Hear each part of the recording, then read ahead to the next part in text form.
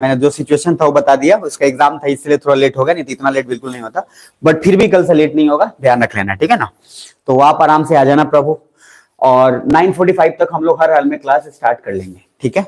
और कभी कभार आपको लगे कि सर इंतजार करवा देते हैं, तो मन में एक दो बार गाली दे देना, और फिर ये सोचना कि अगर लेट हो जाते हैं तो गाली किसको पड़ेगा, डायरेक्टली इनडायरेक्टली आपको पता है। तो मतलब ऐसा कुछ नहीं है, हम नहीं चाहते कि लेट हो, कसम से मुझे हड़बड़ाहट हो जाता है जब लेट होता है, किसी बहुत बेचैनी होता है, और उस बेचैनी में जो है अलग अलग कांड जो शुरू हो जाता है। टाइम पे आदमी पहुंच जाता है तो थोड़ा शांति रहता है, और इसीलिए थोड़ा इग्नोर करते हुए चलना है, ठीक है। बाकी टीचर जो है, टीचरस्य गलती इज नो गलती, समझ में आ रहा है। तो थोड़ा कभी कभी बेनिफिट ऑफ डाउट जो है उठ जाता है, तो ध्यान रखिएगा। खैर हम लोग वापस आते हैं बिना टाइम वेस्ट किए, और एक बार मैं तेजी में थोड़ा बता देता हूं काम, फिर उसके बाद आगे चलते हैं। क्लियर है, सुन पा रहे हो? देखो आज भर भले किसी को लग रहा है चाइना तो पढ़ लिए हैं, सर पढ़ा रहे हैं, समझ में आ रहा है, ऐसा लगेगा, तो दिमाग में रखना कि भैया ये आपको पढ़ाने के पीछे एक और कारण है, जो करंट अफेयर में है, इस बार चाइना का इशू बहुत ज्यादा है। अच्छा, अभी को न्यूज में सुनने को कुछ दिन पहले मिला होगा, चाइना का भी मुझे जस्ट ध्यान में आया कि कौन है, आर्मी के कमांडर ने बोला है कि राजनाथ सिंह ने हमको बोला था कि जो करना है करो, हमारी तरफ से पूरा छूट है। अभी जस्ट 2-3 दिन पहले का ही न्यूज है वो। तो क्या बोल रहा है, मैंने बोला था इलेक्शन आएगा तो सर अब की बार पाकिस्तान न्यूज में नहीं आएगा, अब की बार कौन आएगा, चाइना। कुछ बुझा रहा है। तो एक बार इलेक्शन जीता गया सर्जिकल स्ट्राइक पे, अब की बार जीता जाएगा चाइना वाला स्ट्राइक पे, समझ में आ रहा है। तो धीरे धीरे चीजों को समझिएगा। और नीतीश बाबू जिंदाबाद, बुझा रहा है ना, नीतीश बाबू का जो है था पता लग नहीं रहा है। अमित शाह से मिले हैं, ममता बनर्जी अलग परेशान है इस बात से कि ये जो है कांग्रेस हमको खा जाएगा, और ममता बनर्जी उल्टा बोल रही है कि कांग्रेस जो है वो जो है सपोर्ट करता है किसको, बीजेपी को, उनका अलग चलता है। तो ममता बनर्जी समझती है क्या है। तो खैर इस सब उहापोह में ध्यान में रखिएगा कि चाइना इंपॉर्टेंट है, और करंट अफेयर जब कराऊंगा तो आपको प्रूफ हो जाएगा, और न्यूज में आएगा तो खैर प्रूफ हो ही जाएगा। खैर आते हैं, मैंने आपको 2-3 बात जो पहले बता दिया हूं फिर से रिपीट करता हूं। पहले फिर से पूछ रहा हूं, क्या ठीक हो सब? तो पहले जोश से बोले ऐसा ना, दम लगा के एक बार बोल रहा हूं, 1 2 3। हमको पता नहीं होना है, क्योंकि जब तक इधर से नहीं आएगा तो उधर से नहीं आएगा। लास्ट में अच्छा हंसना है, 1 2 3। भाई कुछ भी नहीं करना। अब फिर से बोल रहा हूं, ठीक हो सब? जो से यस नो, अब थोड़ा रखना ठीक। अब आते हैं आगे। पहला मैंने बोला सबसे फर्स्ट कि मिंग डायनेस्टी, मिंग डायनेस्टी के बाद कौन आया था, किंग डायनेस्टी। किंग डायनेस्टी से आगे बढ़ेंगे। मैंने बोला था जो कांड हमें दिमाग में रखना है वो रखना है जुंगार रेविलियन। मंगोलिया ने अटैक किया और उसको बचाने के लिए कौन है, किंग डायनेस्टी। और किंग डायनेस्टी ने बचाने के बाद क्या बोला तिब्बत में कि बेटा ऐसा है, हम एक मिलिट्री एडवाइजर भेज रहे हैं जिसका नाम होगा अंबन। सुन पा रहे हो? और अंबन का पावर कितना होगा, जितना कि किसका, दलाई लामा का होगा। और ये बात तिब्बत को पच गया, अनपच हो गया, अनपच हुआ। देन तिब्बत वहां से माना नहीं, लेकिन जबरदस्ती फिर भी ऑप्शन था नहीं, मान गया। यहां तक मैंने आपको शुरुआत में थोड़ा बताया था। दूसरा मैंने बताया असम में भी इंटरेस्ट था, म्यांमार को भी, ब्रिटिशर्स को भी, और असम में किंगडम था अहोम किंगडम। तो लगभग 1700 उसके आसपास आते आते मतलब जो है अहोम किंगडम बिल्कुल कमजोर होना शुरू हो गया, 18वीं सेंचुरी तक आते थे, समझ में आ रहा है। इसलिए एंग्लो बर्मा वार हुआ 1824 में, बुझा रहा है, क्योंकि दोनों को इंटरेस्ट किसमें था, असम में। इंडस्ट्रियल रिवॉल्यूशन चल ही रहा था, सबको रिसोर्स चाहिए ही था, दोनों ने कांड किया, और रिसोर्स के बाद उसके बाद ये सारा चीज हो गया। यहां तक क्लियर है? अब एंग्लो बर्मा वार हुआ तो जीतेगा कौन, ब्रिटिशर्स। ब्रिटिशर्स से पूरा का पूरा वो भी कैप्चर कर लिया। और मैंने बार बार आगे बताया कि जो मोनपाज है वहां के लोकल रूलर्स को बोलते थे, कहां के, असम के कि कहां के, असम के। यहां लिखा हुआ है भैया, ये जरा देखना, जो पुराना नाम अरुणाचल प्रदेश का क्या था, तवांग, और तवांग के लोकल लोग क्या बोलते थे, मोनपाज। अब ध्यान से बस एक बात समझ के हमेशा रख लेना कि जब जब ब्रिटिशर्स का बात आएगा, ब्रिटिशर्स ने लगभग पूरे की पूरी तरह से नॉर्थ ईस्ट से होते हुए चाइना तक कैप्चर किया। और क्या सिर्फ तिब्बत में ही कैप्चर किया कि आगे जाकर चाइना से भी लड़ा, उससे भी जीता, चाइना से लड़ा उससे भी जीता। तो ओवरऑल ब्रिटिशर्स का पावर यहां तक सब कुछ ठीक ठाक हो चुका है। क्लियर है यहां तक? अब ब्रिटिशर्स ILP मैंने बोला इनर लाइन परमिट, क्या वो ट्राइबल के सिक्योरिटी के लिए बनाया था या फिर अपने बिजनेस के लिए बनाया था? अपने बिजनेस के लिए, ताकि दूसरा कोई हस्तक्षेप ना करे, और बैरिकेड इसलिए लगाया गया था। क्लियर है यहां तक? लेकिन आज के समय का ILP क्या लड़ाई के लिए सुरक्षित रखने के लिए है या फिर ट्राइबल्स को सुरक्षित रखने के लिए है? लगभग दोनों हो सकता है, लेकिन मेन इसका मेजोरिटी पर्सन ट्राइबल्स की रक्षा करना है कि भैया बाहरी लोग ज्यादा हस्तक्षेप ना करे कि ट्राइबल को परेशानी हो। क्लियर है? तो पहले ही ILP था, आज भी ILP है, लेकिन दोनों का मकसद क्या है, डिफरेंट है। यहां तक क्लियर है? सुन रहे हो? पत्थर मुख मत बनिएगा प्लीज, रिस्पॉन्ड करते रहिएगा। दूसरा, पंजाब की कहानी मैंने बताया था। पंजाब के राजा कौन थे, राणा रणजीत सिंह, और रणजीत सिंह के अंडर में थे गुलाब सिंह, जो जम्मू एंड कश्मीर के राजा अपॉइंट किए गए थे। क्लियर है यहां तक? जम्मू कश्मीर राजा गुलाब सिंह एक्सपेंशनिस्ट थोड़े थे, इन्होंने लगभग कैलाश मानसरोवर तक पूरा का पूरा एरिया कैप्चर कर लिया, हालांकि उसको दे दिया गया। वापस से 1839 में रंजीत सिंह का डेथ, और रंजीत सिंह के डेथ के बाद इनके बेटे थे कौन, शेर सिंह। और शेर सिंह बेटे जो है इनको राजा बनवाने के लिए मना कर दिया गया सिंधवालियाज के द्वारा। क्लियर है? तो सिंधवालियाज लोगों ने सपोर्ट मांग लिया किससे, ब्रिटिशर से, और शेर सिंह ने सपोर्ट किससे मांगा, गुलाब सिंह से। दोनों वर्सेस हो गया, अंग्रेज जीत गए, और अंग्रेज की जीतने के बाद दो कांड हुआ, उन्होंने पैसा मांगा तो पैसा के बदले कश्मीर दे दिया गया। क्लियर है? फिर बाद में गुलाब सिंह को राजा बनना था, उन्होंने फिर से लगभग 75 लाख या समथिंग में जो है एक अमाउंट देकर वह कश्मीर का वापस आ गए। लेकिन उन्होंने दो बात बोला, पहला कि एक भैया तुम सरकार चुपचाप चलाओगे, लेकिन बाउंड्री लाइन जो डिसाइड करना होगा वो हम डिसाइड करेंगे। क्लियर है? तो boundary line was decided by Britishers की गुलाब सिंह, ब्रिटिशर्स। यहां तक क्लियर है? अब थोड़ा सा इसके आगे बढ़ते हैं और जीवन का आनंद लेते हैं। अब आइए एक स्टेप नीचे, तो आपको दो तीन चीज मिलेगा। सबसे पहला मैंने जो है याकूब बेग वाला स्टोरी बताया था, तो पहला आपको मिलेगा इसमें सबसे फर्स्ट कसगा रीजन। तो कसगा रीजन जो है वो आज के जिंजियांग है। यहाँ पे लीडर था कौन, Yakub Beg, officially part of China, लेकिन याकूब बेग चाहता था कि हम इंडिपेंडेंट हो, सुन पा रहे हो, और इंडिपेंडेंट होने के चक्कर में उसने किससे मदद मांगा था, गुलाब सिंह से, और गुलाब सिंह से मदद मांगकर वहां के चाइनीज आदमी को भगा दिया गया। और इसीलिए चाइना का वहां का लोग इनसिक्योर होने के बाद वहां से जनरली आज के समय में जो वीगर मुस्लिम्स को प्रताड़ित किया जाता है वो जनरली वही है। यहां तक डन है, मैंने यहां तक आपको पूरा कहानी बता दिया था। एंड उसके बाद अब इसके आगे आते हैं, जब गुलाब सिंह को खुश होकर याकूब बेग ने अक्साई चीन में एक पोस्ट बनाया था, या फिर पूरा का पूरा अक्साई चीन दे दिया था, एक पोस्ट दिया था जहां पे रख सकते थे। अब उसके बाद आगे बढ़ा तो विलियम जॉनसन 1865 में आए, जो बाउंड्री लाइन डिसाइड करने वाले थे, और बाउंड्री लाइन डिसाइड करने के चक्कर में पूरा का पूरा अक्साई चीन किसमें दिखा दिए, इंडिया में। कुछ बुझा रहा है? इसको फेमस नाम से बोलते हैं जॉनसन लाइन। तो जॉनसन लाइन क्या था कि पूरा अक्साई चीन दिखाया गया था, या सिर्फ अक्साई चीन का पोस्ट, पूरा अक्साई चीन। क्या वो ऑफिशियली सही था या गलत था? गलत था। इसलिए जनरल वाकर जो उस समय का लगभग हेड था, वो बाद में बोला कि भैया ये गलत है, लेकिन गलत होने के बावजूद वो मैप चूंकि पब्लिश कभी नहीं कर पाया, तो ऑफिशियली वो इंडिया का पार्ट मैप के अकॉर्डिंग हो गया, लेकिन लीगली क्या वो हमारा था? नहीं था। क्लियर यहां तक? तो सर हमारा वो था नहीं, लेकिन एक मिसअंडरस्टैंडिंग के कारण जो है मामला आगे बढ़ेगा। अब यहां से आगे नहीं होता सीरियल में, कल तक ये था, चाकू मारा, ये क्या वो किया, अब आगे देखिएगा। यहां से सबसे पहला नाम आएगा क्रीमियन वार का। दिख रहा है? क्रीमियन वार का जिक्र एक जगह और मैंने किया था, और मैंने बोला था कि बस जान लो, ये फिर आगे आएगा। तो क्रीमियन वार 1853 से 56, इसको थोड़ा आराम से समझ लेते हैं, ये जरूरी है। अब रसिया बेचारा हार गया था। किससे हारा था? तो रसिया हारा था, उसमें फ्रांस का, ऑटोमन एम्पायर का, यूके का, इन सब का अलायंस था। मैंने आप लोग को सार्डिनिया आइलैंड पढ़ाया था, यूरोप के अंदर, याद है? कहां था? इटली के अंदर था। तो सर सार्डिनिया आइलैंड, ये सब कुछ देखो, क्रीमियन वार का लड़ाई एक तरह से रिलीजियस लड़ाई है, ध्यान से समझना। ये कोई पावर कैप्चरिंग और इस तरीके का लड़ाई जो है अल्टीमेटली होता तो है, लेकिन मुद्दा कुछ अलग होता है। देखो क्या था, ध्यान से थोड़ा समझ लेना, इसको मैं बता रहा हूं, प्लीज अच्छे से समझ लेना। पहला मैंने बोला, अभी के लिए फिर मेरे साथ रिपीट करना, रसिया किससे हारा, किसका किसका अलायंस था उस पर ध्यान देना।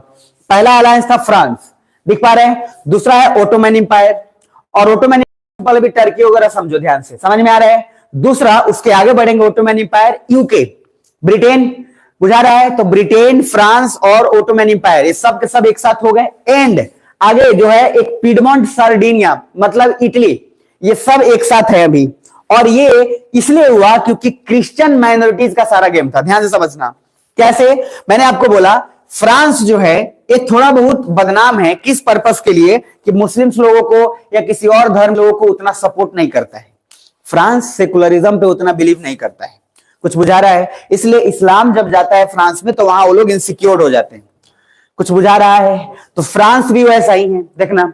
ब्रिटेन का भी कुछ उतना अच्छा खासा रिलेशन है नहीं किसी धर्म से, वो भी देखना चाहता नहीं है। ऑटोमन एम्पायर है, लेकिन ऑटोमन एम्पायर में भी शिया सुन्नी वाला कॉन्सेप्ट है। कुछ बुझा रहा है? तो लॉजिक ये है कि हुआ ये, और सार्डिनिया इटली, इटली का भी अपना इतिहास है धर्म से। देखो गोरे लोग कभी भी देखना चाहते हैं ना ब्लैक को, और ना ही मतलब गोरे लोग यहाँ पे अपनी बात और किसी की बात नहीं, गोरे लोग मतलब ब्रिटेन की बात करें, they never want European countries की सर और लोगों को इज्जत मिले।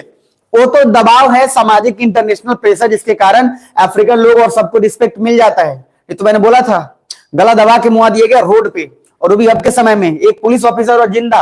अब सोचिए दबा के मार दिएगा और कोई कुछ बोलने वाला नहीं है। तो लगभग कहने का उनका मानसिकता जो है उस हिसाब से भरा हुआ है। तो हुआ है, समझना आराम आराम से। पहला सार्डिनिया, क्योंकि क्रिश्चियन माइनॉरिटी इन पैलेस्टाइन। कहां बोला? पैलेस्टाइन। और वही पैलेस्टाइन बन के क्या हो गया? इजराइल। ध्यान से समझना।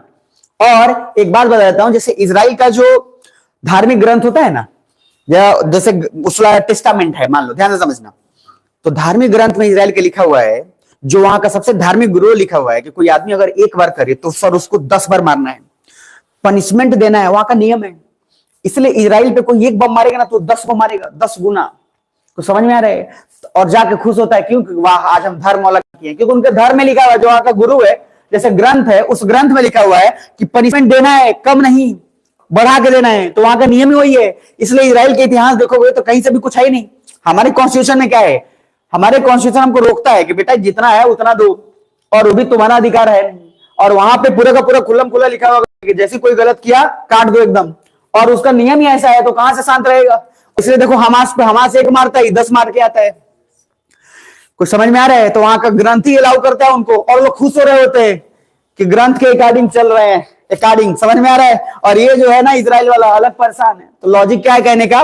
कि इजराइल का वो ऐसा पार्ट ही है कि वो काम ऐसा करेगा। अब देखना, ये पैलेस्टाइन की बात कर रहा हूं, यहां पे क्रिश्चियन माइनॉरिटीज नहीं थे, यहां पे थे मुस्लिम्स। सुन पा रहे ध्यान से? यानी कि क्रिश्चियन का क्या वहां पे ज्यादा मेजोरिटी में है कि माइनॉरिटी में है? माइनॉरिटी में। इधर देखो, पैलेस्टाइन में इस्लामिस्ट कंट्री अगर है तो वहां पे क्रिश्चियन माइनॉरिटी में स्वाभाविक होना तय है। पाकिस्तान में ज्यादा हिंदू के मुस्लिम, मुस्लिम, और हिंदू है कम, तो माइनॉरिटी में कौन हुआ? हिंदू। वहां पे क्रिश्चियन माइनॉरिटी में हुआ। अब देखना, उसके बाद फ्रेंच आगे promoted rights of Roman Catholics. अभी ज्यादा डिटेल में नहीं जाना, चर्च के अंदर भी अलग अलग डिवीजन होता है, ध्यान से समझना। कैथोलिक्स कुछ अलग होते हैं, प्रोटेस्टेंट कुछ अलग होते हैं। मतलब जिस तरीके से धर्म के अंदर धर्म होता है, उसी तरीके से क्रिश्चियन में भी एक को बहुत अरे नहीं होता है कि पंडित जी में भी ये शर्मा जी हैं तो ये ज्यादा है, ये पांडे जी हैं तो इनका कम वैल्यू है, ये और कुछ है, तो उसमें भी तो हो जाता है। जाति में भी नहीं, हम सिंह हैं, उसमें भी कोई सिंह यादव लाल है, तो उसमें अलग अलग अपना हो जाता है। सेम जो प्रोटेस्टेंट और कैथोलिक क्रिश्चियन में होता है, उनका वैल्यू अलग अलग। अब हुआ क्या देखना, ये रोमन कैथोलिक जो है, ये लोग वापस से, चूंकि फ्रेंच प्रमोट करता था किसको? रोमन कैथोलिक्स को, एंड रसिया प्रमोट करता था those of the eastern Orthodox church, मतलब उसके अपोजिट, यानी कि प्रोटेस्टेंट। एंड इन रसिया ने ऑटोमन इंपायर पे क्या किया, जो है लगभग एक तरह से आक्रमण किया, जिस तरीके से बैलेंस करने के लिए कि जो मामला हो जाए बैलेंस हो जाए। यहां लड़ाई किसके बीच में? फिर से समझाता हूं। एक तरफ है कौन? रसिया, और दूसरी तरफ कौन है? ब्रिटेन है, फ्रांस है, लगभग यूके तो वही हो गया, ठीक है। उसके बाद इटली का पार्ट हो गया, और उसके बाद जो है ऑटोमन इंपायर। अब ध्यान से समझने वाली बात क्या है, रसिया जिसको फेवर कर रहा है वो चर्च का प्रोटेस्टेंट है, वो अलग है। ये लोग जिसको फेवर कर रहे हैं माइनॉरिटीज, वो है अलग, वो है कौन? तो कैथोलिक।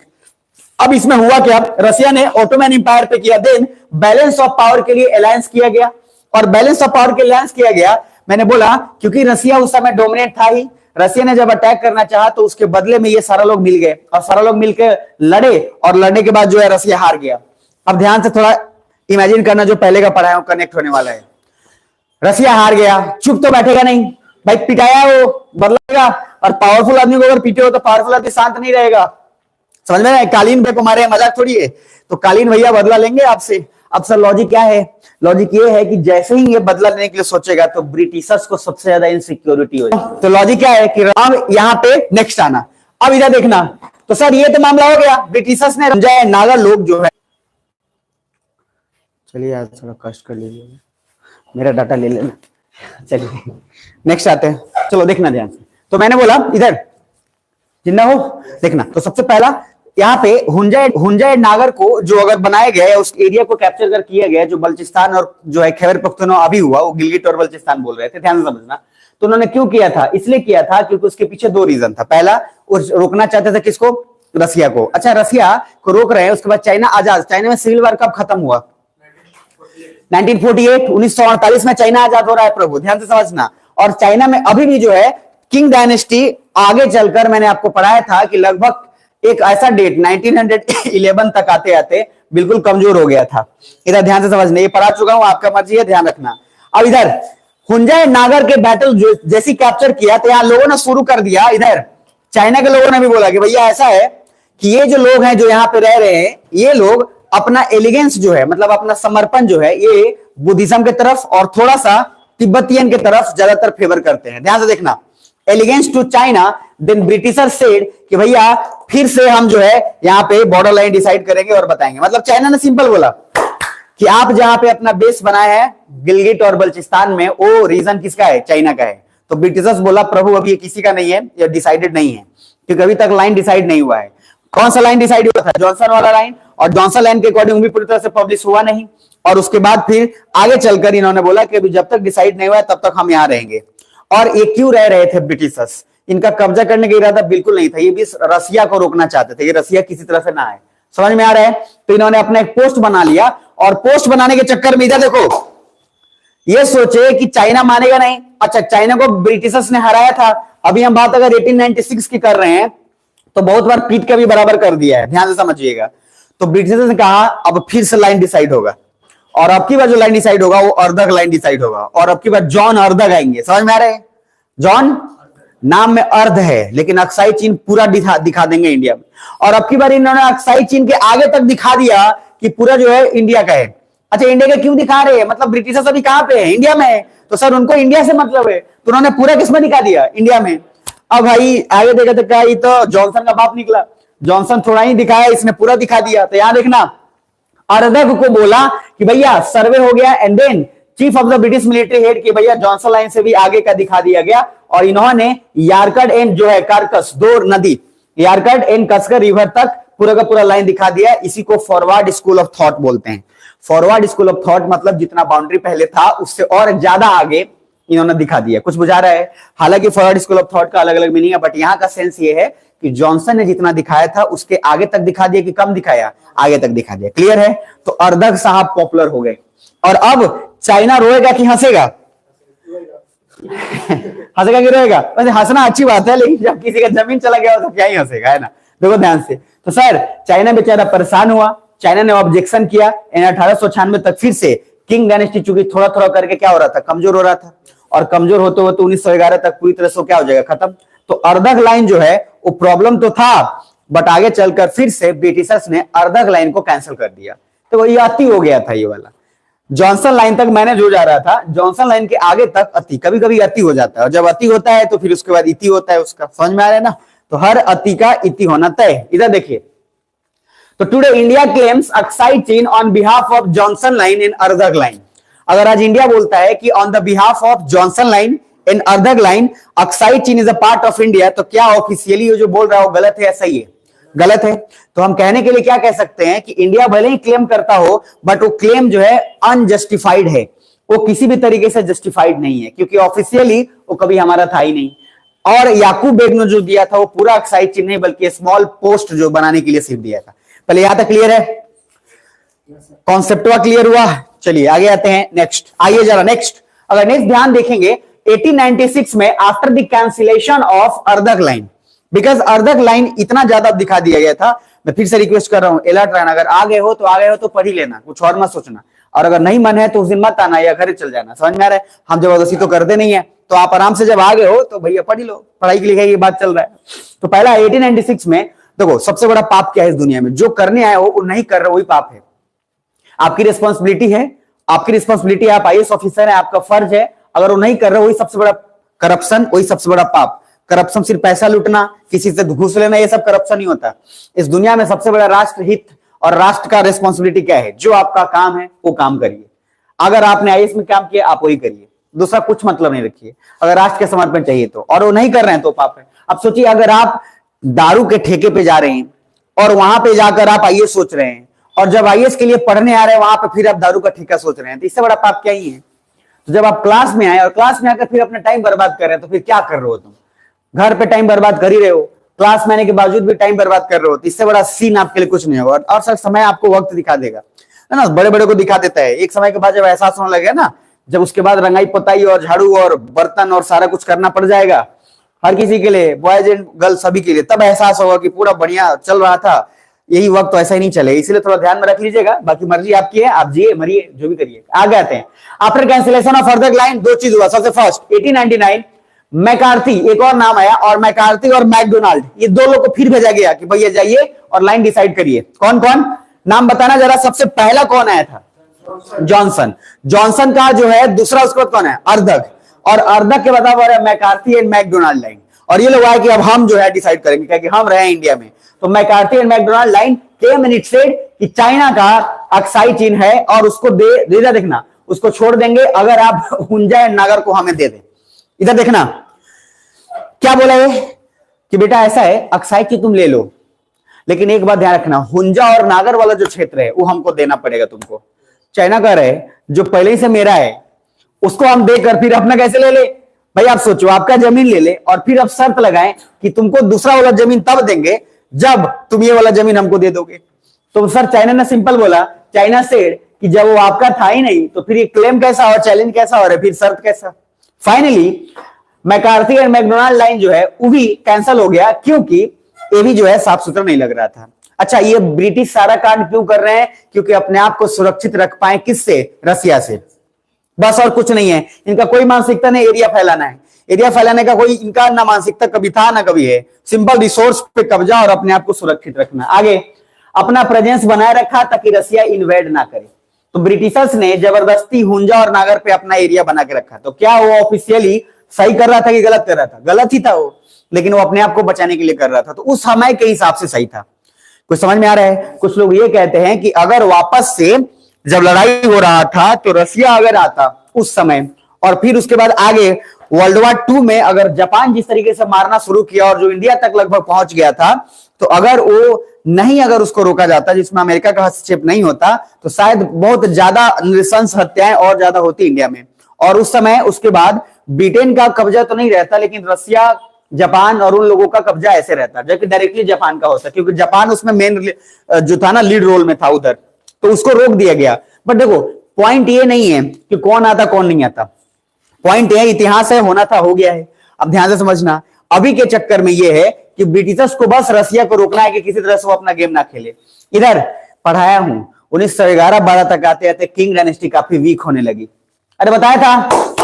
और ब्रिटिशर्स जानबूझ के यही गेम खेल रहा था कि किंग डायनेस्टी कब तक, बकरे की मां कब तक खैर मनाएगी। उसको पता था कि किंग डायनेस्टी में जो इंटरनली उनका है वो लड़ाई बहुत ज्यादा है, और ये जानबूझकर इस मामले को खींच रहा था कि जैसे ही किंग डायनेस्टी कमजोर होगा वैसे ही हम लोग एक मीटिंग करेंगे और मीटिंग में डिसाइड कर देंगे कि सर हुंजा और नागर हमारा है और जो जॉनसन लाइन जो बोल रहा था वो सही है, और यही होगा। और यही काम जो है ध्यान से देखना। आगे किंग डायनेस्टी काफी वीक हो गई और वही कहा था कि किंग डायनेस्टी जैसे ही वीक हो जाए उसके बाद हम लोग सर्वे कराएंगे। अब बताइए, प्रधानमंत्री मोदी हैं, ये बूढ़े हो गए और तब सर्वे हुआ। ध्यान से समझना। तो सर मामला ज्यादातर ये होगा कि बोलना भी कुछ चाहेंगे तो पता नहीं, इनको नाक दब के खिचड़ी खिला दिया जाएगा कि भाई दामी क्या है कि क्या कर ले। अब जैसे किसी का खेत जोतना है, उसके पापा बड़े कमजोर है, अब मान लीजिए पापा कमजोर है, खेत जोतना है, कोई भी आदमी जोत लेगा, वो बूढ़ा क्या सोचेगा?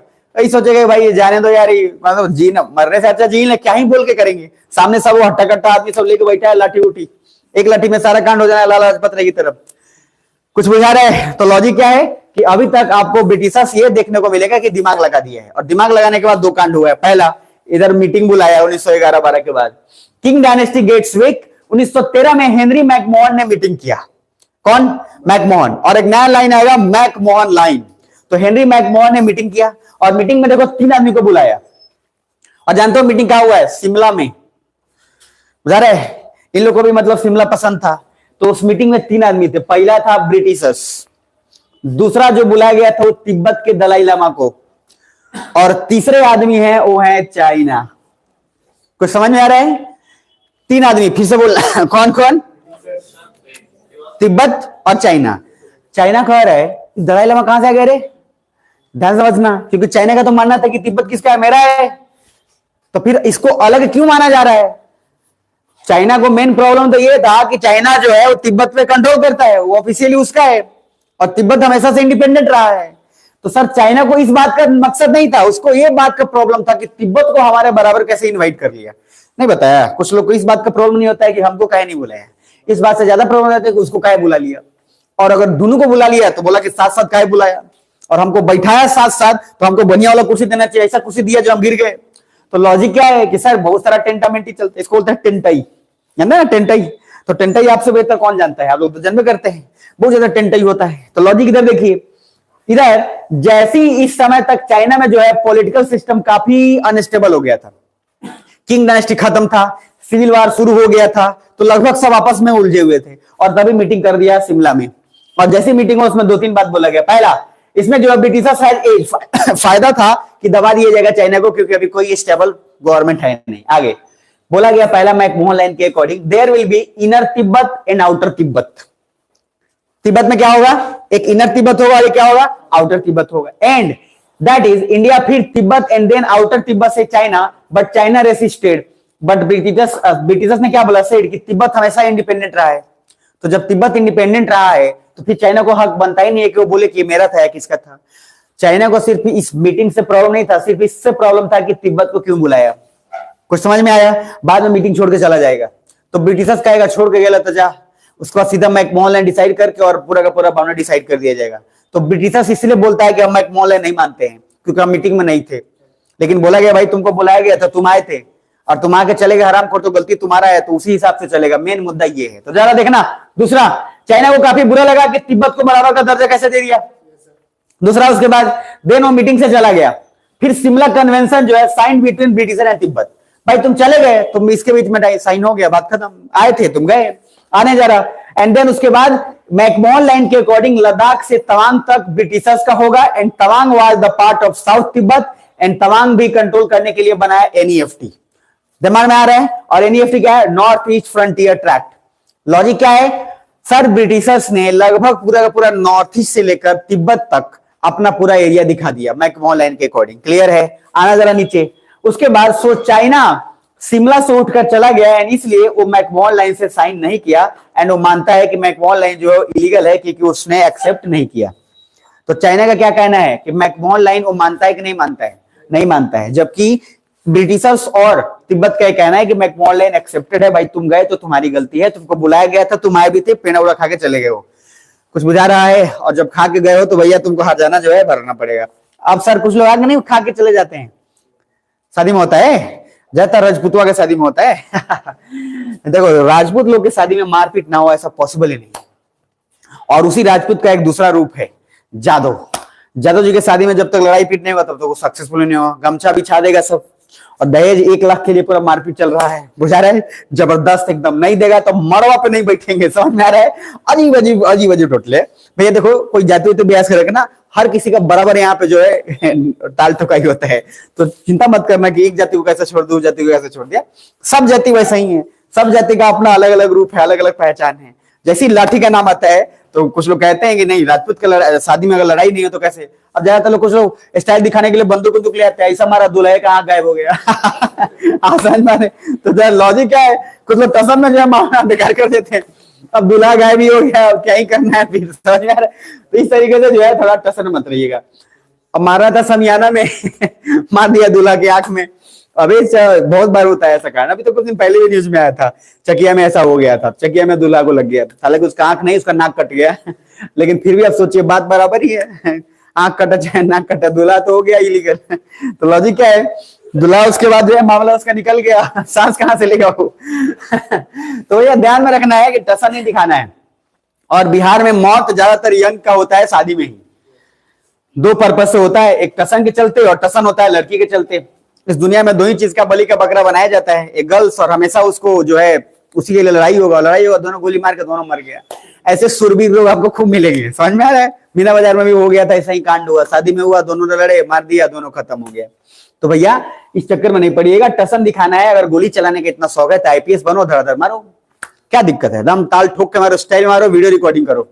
नहीं अच्छा, कितना मजा आएगा। एकदम जा रहे हो, पूरा वीडियो रिकॉर्डिंग साथ में लेके जाओ और जानबूझ के बनाओ ऐसे ऐसे, समझ में, इधर इधर उधर जानबूझ के नौटंकी करो और उसको पॉपुलराइज करो मीडिया पे।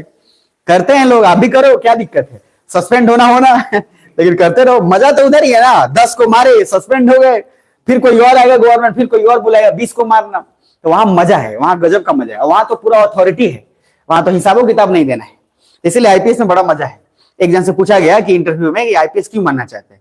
कहते सर हम चाहते हैं कि जब मन तब किसी को एक थप्पड़ मार दे, हमको कोई टेंशन ना हो, इसलिए हम आईपीएस बनना। भैया ऐसा जवाब मत देना, ऐसा ये पागल बनती है, वो आईपीएस तो नहीं बन पाया, समझ में आया है? कभी बन भी नहीं पाएगा। अभी क्या है फालतू का, तो समझ में आ रहा है कि किसी को भी जहां मन वहां मार दे। ये जो है ना, इस नियत से आईपीएस कभी नहीं बनिएगा। और ऐसा अगर थॉट प्रोसेस आता भी है तब भी कंट्रोल करना उस समय। गलत बात है ये, इस तरह से आईपीएस नहीं बन पाइएगा। और वो बोला, और वो अभी नहीं बन पाया, अच्छा कैंडिडेट था, सीनियर कैंडिडेट, अभी अच्छे पोस्ट पे है वो, ऐसा नहीं है कि उसके बाद आईपीएस नहीं मिला, आईएडीएस मिला उसको, कहीं और सेटल हो गया। लेकिन ये बात वो बताया कि हम इसलिए बनना चाहते हैं कि भैया ये चक्कर में, उस बाद में समझ में, अब 6 वो अटेम्प्ट मिलता है, 6 अटेम्प्ट होता है, इंसान गधा भी रहेगा तो सीख तो जाएगा ही ना, तो छठे अटेम्प्ट में वो निकाल लिया तो बन गया। तो भैया ऐसा ऐसा नहीं रखिएगा नियत कि हम बनना इसलिए चाहते हैं कि जब गांव में जाए जिसको मन उसको थप्पड़ मार दे और हमको शांति मिल जाए। आपको नहीं पता है, गांव का लोग उसको मत देखेगा नहीं, रेत देगा। आईपीएस यूपीएस बाद में समझ में आ रहा है, पहले गांव का आदमी सब जो जानता है वो आगे पीछे से चढ़ के पहले रेत देगा, उसके बाद मामला बराबर होगा। खैर 1949 दो कांड हुआ, चाइना जो है आजाद हो गया। और चाइना आजाद हो गया मतलब चाइना का सिविल वार थम गया है। इधर देखो, तब तक जब तक ये हुआ तब तक लगभग बहुत सारा मैकमोहन लाइन के अकॉर्डिंग एरिया किसके अंदर में आ गया है? ब्रिटिशर्स के अंदर, यानी कि इंडिया के अंदर। सुन रहे हैं आप लोग? पक्का सुन रहे हैं ना? ठीक है। अब सर 1949 में PRC, people Republic of China, 1950 में सर्वे ऑफ इंडिया फिर हुआ। 1950 में इंडिया ने सर्वे किया, और इंडिया ने जो सर्वे किया उसमें दो चीज करेगा। सर्वे के इंडिया जो है जॉनसन लाइन और मैकमोहन लाइन के बेसिस पर कह देगा कि ये मेरा है, ध्यान से समझना, और उसमें कभी कभी वो अर्धक लाइन का भी प्रयोग कर देगा। तो इंडिया ने सर्वे किया, ध्यान देखना, 1950 survey of India and map publish किया गया, जिसमें जम्मू कश्मीर लद्दाख वाला जो है पूरा का पूरा बाउंड्री को यूनिफाइड, सॉरी अनडिफाइंड बताया गया, उसको कलर वास लगा दिया कि जो अनडिफाइंड है, अनडिफाइंड मतलब इस बारे में पता नहीं है कि किसका है। तो इंडिया ने उस मैप पे कलर वास लगाया कि बेटा अभी पता नहीं है किसका है, इसको अनडिफाइंड रहने दो, अपरिभाषित।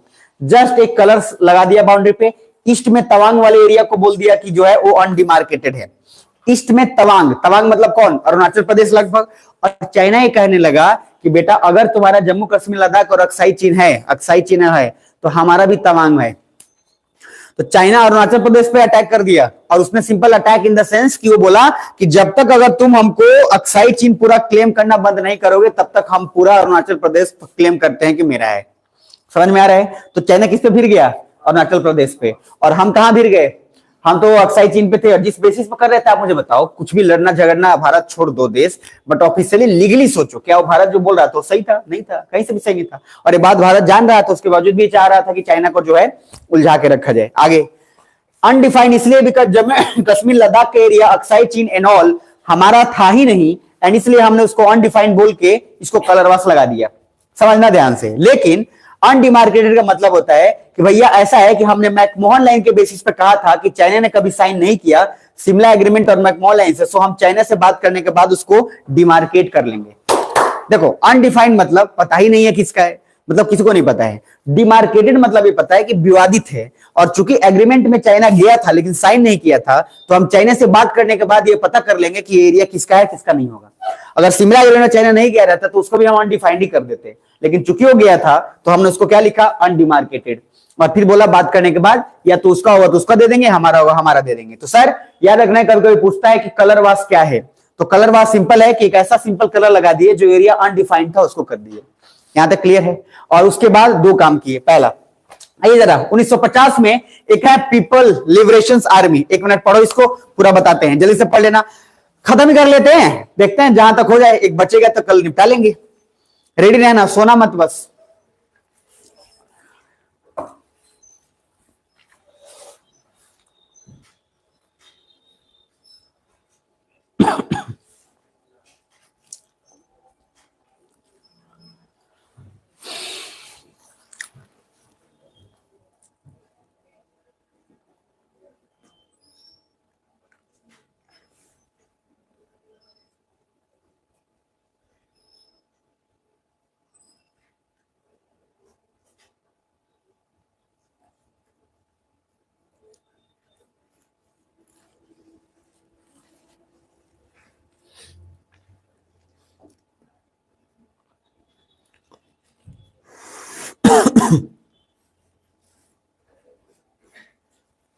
पढ़े? कुछ बुझा रहा है? गजबे बुझाएगा। तो जरा देखिए, चाइना अपने लत लुतलाई से बाज आएगा नहीं, तो चाइना ने क्या किया? तिब्बत पे अटैक कर दिया, और देखा कि तिब्बत हाथ से निकल जाएगा, इसलिए अटैक करके और एग्रीमेंट भी कर लिया। अच्छा बताओ, जैसा एग्रीमेंट किया ये कौन सा है? 17 पॉइंट एग्रीमेंट। और किंग डायनेस्टी वाला उससे एग्रीमेंट किया था, वो 29 पॉइंट एग्रीमेंट था, पढ़ाया था। और अंबंस वगैरह जो भेजा सब कुछ बताया।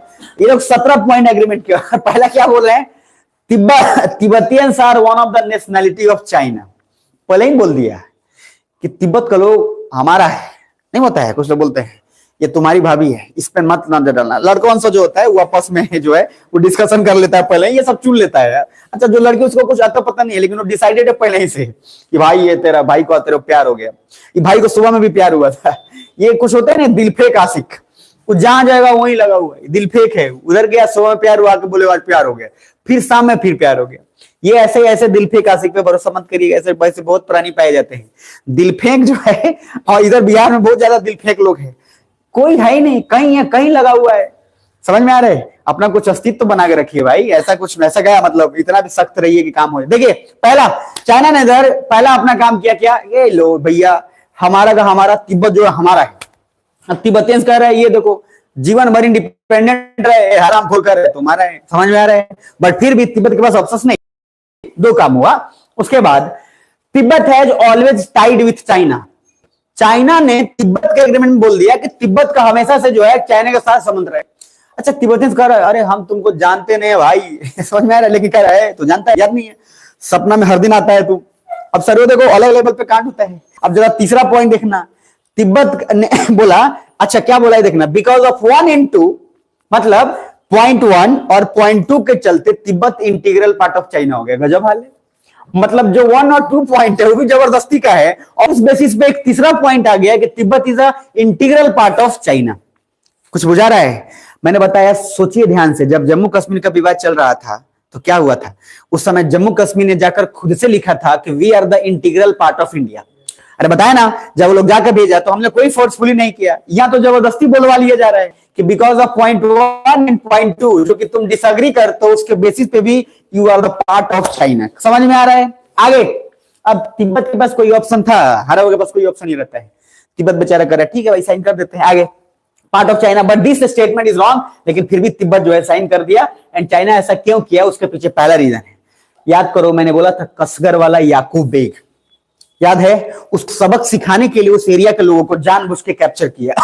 तो कसगर का जो तिब्बत का था, उन्होंने 1864 में रिवॉल्ट चुके किया था मुस्लिम से, याकूब बेग उसको सबक सिखाने के लिए किया। और इसलिए चाइना नहीं चाहता है कि इंडिया जो है तिब्बत में गेम खेले, क्योंकि वहां के लोग किससे मदद लिए थे? गुलाब सिंह से। और गुलाब सिंह कहां का है? पाकिस्तान का है, जानते हैं आप लोग, है ना? तो सर आगे आना, जरा ध्यान से होश में रहना। समझ में? हाँ, उसके बाद नेक्स्ट, चाइना नहीं चाहता था कि इंडिया जो है गेम खेले, और चाइना ये भी कहता है कि इंडिया जो है मदद कर रहा था याकूब बेग का, और इसीलिए हमारा दुश्मन है। बताओ कितना, इसको बोलते हैं बकलोल टाइप आदमी। कोई आदमी जिसका लड़ाई उसके परदादा उससे हुई, मतलब 10 जनरेशन पहले लड़ाई हुआ और उसी का वो ढो रहा हो बोझा, इतना बड़ा मतलब बकलोल कैसे मिलेगा? इस टाइप के प्राणी को बोलते हैं जो है, ये अलग टाइप का प्राणी है, समझ में आया? जिसका कोई इलाज नहीं है, ऐसा ही मर जाएगा ये। आगे नेक्स्ट, उसके बाद तिब्बत जो है वापस, ये ध्यान से देखना, फाइनली याकूब बेग को शिमला एग्रीमेंट हमने किया। ये सब कुछ जो कांड हुआ जितना सारा, आगे चलकर आपको देखने को मिलेगा कि मैकमोहन लाइन और जितना सारा कुछ जो होगा वो कहीं ना कहीं चाइना जो है इस बात को जानता था कि ब्रिटिशर्स इस लेवल पे दबाव डाल दिया है जिसके कारण हमारे हाथ से सारा टेरिटरी चला जाएगा, तो जानबूझकर उसने कैप्चर करना शुरू कर दिया। तो एक तरीके से हमला ही था, बाकी कुछ नहीं था। अब ध्यान से आगे देखना, अभी कितना एग्रीमेंट हुआ है? 17 पॉइंट एग्रीमेंट हुआ है कि 99 पॉइंट एग्रीमेंट हुआ है? 79 हुआ है। 79 ना, 17। चलो अब सर 17 पॉइंट एग्रीमेंट में क्या, आप मुझे बताओ, ये जो तिब्बत को दिखाया गया कि इंटीग्रल पार्ट ऑफ चाइना, आप मुझे बताइए क्या ये लीगली सही था? नहीं था। यानी कि जिस तरीके से अक्साई चीन वाला मुद्दा हमारे लिए सही नहीं था, वैसे ही तिब्बत का चाइना में दिखाना कभी सही नहीं था, क्योंकि पूरा इतिहास अभी पढ़ के देखो तो तिब्बत हमेशा से क्या रहा है? इंडिपेंडेंट रहा है। क्लियर है? तो बिल्कुल ये जो है गलत है। अब उसके बाद आगे आना, नेक्स्ट 1952 दिख रहा है। अच्छा 1952 हम लोग करीब आ चुके हैं, पाकिस्तान को पीट चुके हैं, जम्मू कश्मीर हमारे साथ आ ही चुका है, अपन सब लोग जो है बराबर हिसाब किताब से, और पाकिस्तान को हम लोग जो है अलग अलग लेवल पे जवाब दे ही रहे हैं। आगे 1952 में China wrote a letter to India for the discussion in all inherited rights and specific जो भी एरियाज हैं उन सब पे डिस्कशन करने के लिए इसने एक लेटर लिखा। किसने लिखा? चाइना ने। और इसका मेन मकसद क्या था? मेन मकसद था अक्साई चीन, और अक्साई चीन को वापस लेने के लिए जानबूझकर अरुणाचल क्लेम करता। तो मुझे बताओ क्या अरुणाचल उसके बाप का कभी था? नहीं था। तो जिस तरीके से उसका कुछ था नहीं, उस तरह से हमारे भाई अक्साई चीन हमारा भी कभी नहीं था, सिर्फ एक छोटा पोस्ट था। क्लियर? दोनों अपना अपना नस पकड़े हुए थे। डिस्कशन के लिए फोन किया। 1954 में मीटिंग हुई एक बार, इंडिया और चाइना का, बढ़िया से मीटिंग हुआ। And then India and China discussion जो है नहीं कर पाया। क्यों? क्योंकि इंडिया मानता था कि मैकमोहन लाइन और ऑल जो भी है उस सब पे डिस्कशन हुआ है, तो उसके अकॉर्डिंग वो इंडिया का है। क्लियर है? और चाइना मानता था कि जब मैकमोहन लाइन में हम थे ही नहीं, तो फिर वो एरिया कैसे इंडिया का हो गया। कुछ बुझा रहा है? तो अभी आपको प्रॉब्लम जॉनसन लाइन पे हो रहा है कि मैकमोहन लाइन पे हो रहा है? मैकमोहन लाइन पे हो रहा है। यानी कि मैकमोहन लाइन को इंडिया कहता है कि मानता है, और चूंकि आप आए थे, आप भाग गए हो, आप अलग है, पीठ दिखाने का था, तो आपका है। चाइनीज माल ज्यादा नहीं रहता है, वो आपका है, तो आप गए तो आप गए, लेकिन साइन हुआ है तो उसके अकॉर्डिंग हम मानते हैं। समझ में आ रहा है? लेकिन यही विवाद जो है ले देकर डूबेगा। और ये डूबा कैसे? तो सर हमने इसलिए नहीं बोला क्योंकि हम मैकमोहन लाइन को मानते थे। चाइना इसलिए नहीं बोला क्योंकि चाइना सिंपल कहता था कि हम मैकमोहन लाइन को जब मानते ही हैं तो डिस्कशन काहे के लिए करें। दोनों में से किसी ने बात छोड़ा नहीं, ना दोनों में किसी ने कुछ भी बोला, दोनों चुपचाप रह गए। 1962 बर्बाद हो गए हम। समझ में आ रहा है? और हमने खूब सर उस समय स्वागत किया था चाइना का, और हिंदी चीनी भाई भाई, हिंदी चीनी भाई भाई के नारे लगे थे उस समय। पूरा हिंदी चीनी भाई भाई, हिंदी चीनी भाई भाई। चीनी आए लेके इधर और पीछे से जो है बंदूक लेके पहुंच गया। और सर चाइना इतना हरामखोर है कि एक तरफ उसका डिप्लोमेट मीटिंग कर रहा है और दूसरी तरफ उसका सैनिक हमारे बॉर्डर पे पहुंच गया खुफिया तरीके से। तो चाइना जो है ऐसा ही है। तो फिर भी हम मानते हैं कि मिसकम्युनिकेशन और मिसअंडरस्टैंडिंग जो है हमेशा बर्बाद करता है लोगों को, और ये बर्बाद सबसे बड़ा प्रूफ आपके पास है। कुछ समझ में आ रहा है? तो इस तरह से हम क्या बोलेंगे कि miscommunication and misunderstanding led to कहां गया? 1962 कॉन्फ्लिक्ट। और 1962 किसके लिए बुरा हुआ? हमारे लिए कि चाइना के लिए? हमारे लिए। बहुत बड़ा एरिया चला गया सर। हम बोलेंगे तो आपको मतलब बोले ना, कह दें तो लग जाए धक से। इतना जितना एरिया गया है वो आपको अफसोस होने लगेगा कि वो काश हम रहते। तो जैसे होता है ना, हाय हुसैन हम ना हुए, उस तरीके का कांड रहता ना, तो वैसा ही आपको भी लगता है कि हम होते तो अब मार के एकदम जो है ऐसा कर देते। But sir we are not very much powerful उस समय। और जाके यूट्यूब पे आप सर्च करिएगा या मिलेगा उस समय जवाहरलाल नेहरू का ऑफिशियल भाषण, कोई बनावटी भाषण नहीं, ऑफिशियल भाषण मिलेगा जिसमें जवाहरलाल नेहरू रो दिए हैं और रो के बोल रहे हैं कि हमको किसी भी तरीके से सेना जो है वापस आना पड़ेगा, और एक तरह से हार, बुरी तरह से हार होगा, और रो रहे हैं। और बहुत सारा है, तो ऑफिशियल उसका ऑडियो अभी भी अवेलेबल है। आगे प्रैक्टिकली ये मसला खत्म हो गया होता अगर हम कोई एक हिम्मत करके डिस्कशन कर लिए होते। कभी कभी नहीं होता है, डिस्कशन नहीं हो पाता है। रिलेशनशिप में भी कभी कभी ऐसा ही होता है, मामला फंसा रहता है, लेकिन कोई बोलना ही नहीं चाहता है क्योंकि दोनों को इनसिक्योरिटी है कि कहीं ये छोड़ के ना चला जाए, फिर एक को इनसिक्योरिटी है वो छोड़ के ना चला जाए। इस चक्कर में कोई बोलता ही नहीं है। कभी कभी बोल लेना बहुत सही होता है। पापा के सामने कभी कोई चीज बोल के सुताई अगर कस के हो जाए, आपका कुटाई अगर हो जाए तो हो जाना चाहिए, लेकिन जब आप बात उसके बाद करोगे तो उस बात के ऊपर का लेवल होगा। जैसे आप बोलोगे पापा आईएएस करना है, पापा बार बार समझाया रेलवे के दे, एसएससी के दे, ऐसा ही के दे। अब आप एक दिन जो है तन क्या है और बोले कि हम ऐसा है अब नहीं दे पाएंगे, पापा कस को सुताई कर दिए। अब आप मुझे पिटा तो गए आप टेम्पररी, लेकिन टेम्पररी पिटाने के बाद अब आप मुझे बताओ इसके बाद जो डिस्कशन होगा वो कहां से होगा? आपने लेवल एक अप कर लिया है, अब जो डिस्कशन होगा वो आईएएस से डिस्कशन होगा। तो कभी कभी पिटा लेना और बोल देना आसान होता है, और इसलिए अगर नहीं बोलिएगा तो जीवन भर कुंठा भाव में रहिएगा। इसलिए बोल लिया करिए। कोई चीज है जैसे पापा, अगर यहां जैसी बोलने का पापा को किसी से प्यार हो गया है, अब जैसी बोलना तो पहले पापा श्री लेदर निकालेंगे, वो अलग बात है। आपका सुताई हो गया, कस के हुआ एकदम, लेकिन अब इसके बाद जो बात होगा ना, अब वो बात उसके ऊपर चर्चा होगा। तो अगर जो समझदार रहेगा ना तो काम जो है आसान हो जाएगा। जो गधा रहेगा ना वो कभी ना बोलेगा ना कभी कुछ होगा, उसी कुंठा भाव में मर जाएगा, ना उससे कभी जिससे बोलना चाहता है ना उससे कभी शादी होने वाला है, और दोनों को दोनों मरेंगे क्योंकि दोनों कुंठा भाव में है। ना वो अपने पेरेंट्स को बोल पा रहा है, ना ये अपने पेरेंट्स को बोल पा रहे हैं, और उस चक्कर में ना पढ़ाई कर रहा है ना कुछ, मामला खत्म। और उसके बाद एक वैसा बकरूल से शादी होगा समझना है कि जिसका जो है दिमाग खराब। तो लॉजिक क्या है प्रभु, बार बार बोलता हूं, सब कुछ यहाँ जो है आपको भैया ऐसा मत सोचना सच सिखाए थे भाग जाना नहीं तो भैया गार्जियन हमको ढूंढ रहे हैं कहाँ रहे भैया। मेरा बताना फर्ज है कि किसी के साथ अगर हो तो पूरा शिद्दत से रहो। कुछ जन क्या है एहसान करते हैं तुम्हारे, अरे है तो साथ रहो, एकदम उसको रखो। कितना अच्छा मनोज शर्मा ने बात बोला था आईपीएस में, बोला कि यार प्यार तुम किसी से करते हो, तुमको प्यार करने वाला बहुत लोग मिल जाएगा, चलो ठीक है, लेकिन तुम जिससे प्यार करते हो उसको कभी छोड़ो मत, उसको कभी जाने मत दो, और तुम्हारी रिस्पॉन्सिबिलिटी है। और देखो उन दोनों का क्या गजब का कॉम्बिनेशन है, मतलब इतना साल होने के बाद अगर आप उनका डिस्कशन देखो तो लगेगा जैसे एक दूसरे को अभी जानते हैं और एक पति पत्नी ने बल्कि बॉयफ्रेंड गर्लफ्रेंड की तरह रह रहे हैं। तो लॉजिक क्या है, इंटरेस्टिंग बात है कि जब ऑनेस्टली किसी के साथ नियत साफ रहता है तब। यहाँ तो क्या है वही है, आजा मेरे साजन बनना चौथा तैयार है। तो इस तरीके का अभी कांड चलता है, अभी वैसा ही माहौल है। तो लॉजिक इस माहौल में आपका सत्यानाश होगा, और ये आपको कब अफसोस होगा? बाद में।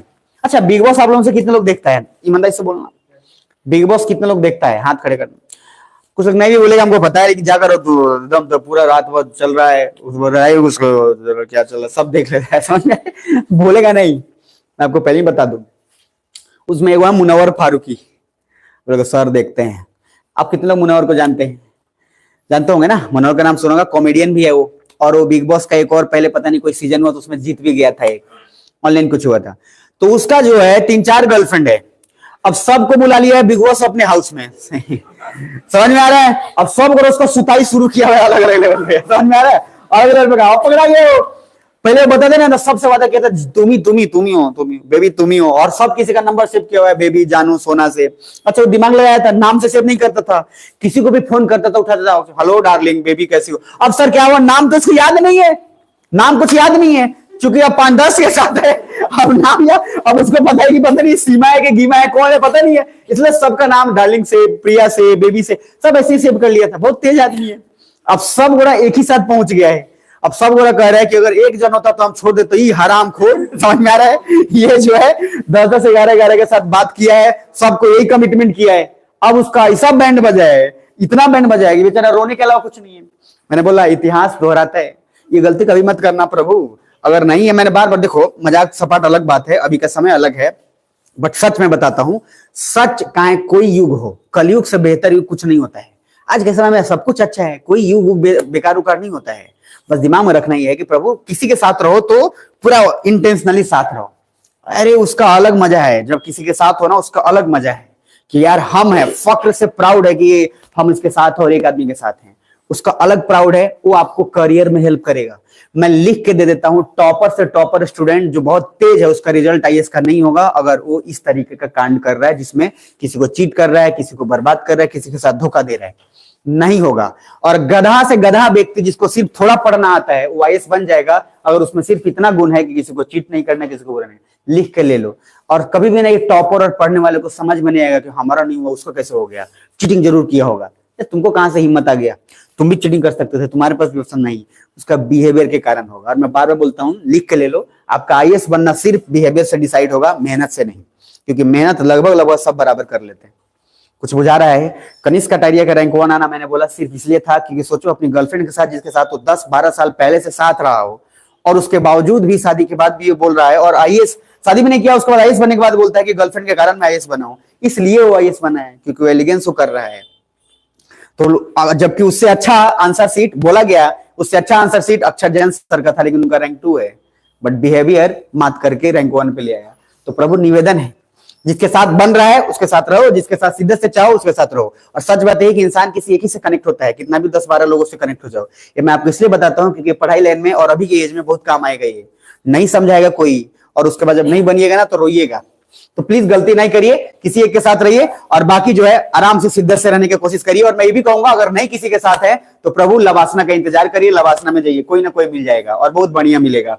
वहां पे जो है, अच्छा वहां पे गार्जियन को प्रॉब्लम ही नहीं होगा। क्या प्रॉब्लम होगा गार्जियन को? वहां कुछ नहीं हुआ तो गार्जियन बोलेगा ले आओ, तू आईएएस, तू जिसको ला रहा है आईपीएस, क्या दिक्कत है? या तू आईपीएस, वो क्या दिक्कत है? कोई दिक्कत नहीं है, लड़की को भी कोई प्रॉब्लम नहीं है। और लड़की भी अगर बोल रही है, किसी गार्जियन को कोई प्रॉब्लम होने का चांस ही नहीं होता है, चाहे वो जाति का हो, किसी जाति का ले आओ, धर्मों को ले आओ, कुछ ले आओ, कोई प्रॉब्लम नहीं होगा। लेकिन अभी करके देखो, अलग कटाई होगा। समझ में आ रहा है? तो वही है कि निवेदन आपसे किए रहे हैं। बाकी आते हैं इधर, तो चाइना ने, सर क्या आप मुझे बताइए, ये मिसअंडरस्टैंडिंग और मिसकम्युनिकेशन ने क्या हमको बर्बाद किया कि नहीं किया? किया।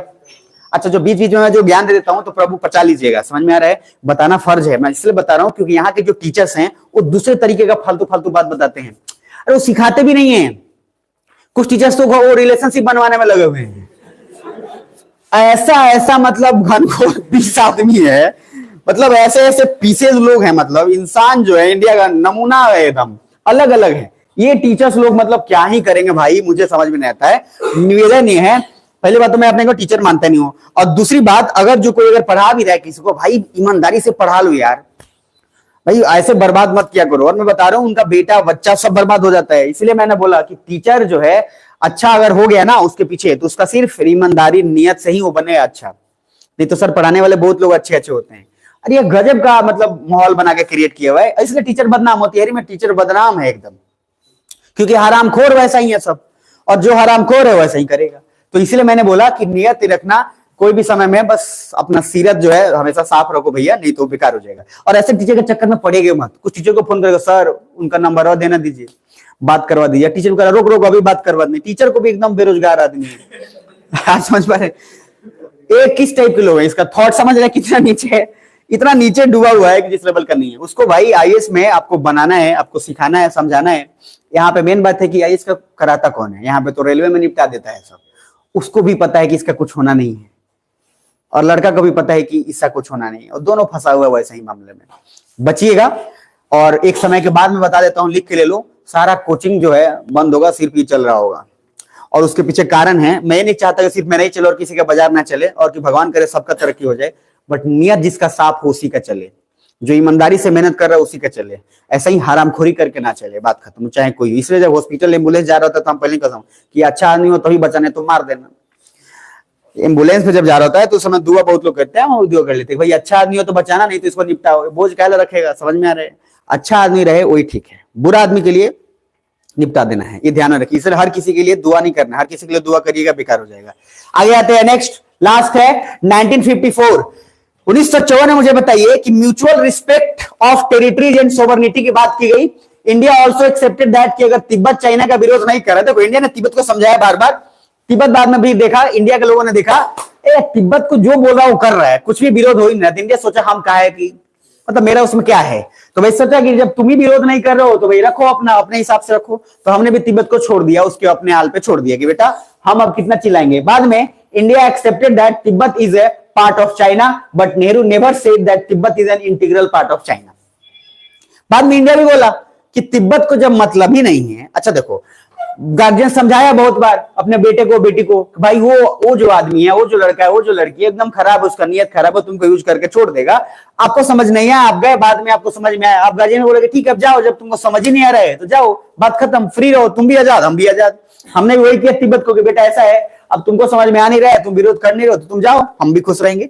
हमने इसीलिए कभी भी ये नहीं बोला कि Tibet was the integral part of India, मतलब तिब्बत क्या शुरुआत से ही चाइना का था? नो, कभी भी चाइना का नहीं था। और अभी अगर चाइना क्लेम कर रहा है तो वो पार्ट ऑफ चाइना, तिब्बत ने अग्रीमेंट पे एक्सेप्ट किया है फोर्सफुली या जैसे भी, तो अभी पार्ट ऑफ चाइना भले ही हो सकता है, बट तिब्बत कभी भी जो है वो इंटीग्रल पार्ट ऑफ चाइना नहीं था। तो नेहरू ने क्या बोला?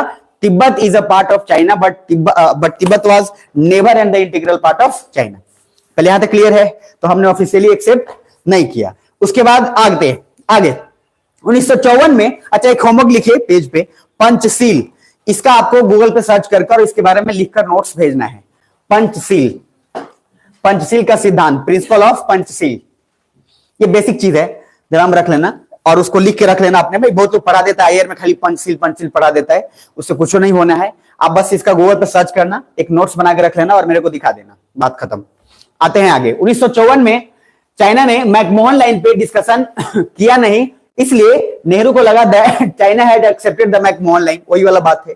सो नेहरू ने भी बात बोला नहीं, और नेहरू ने बिना बोले जब डिस्कशन 1954 का हो गया तो उसके बाद क्या किया?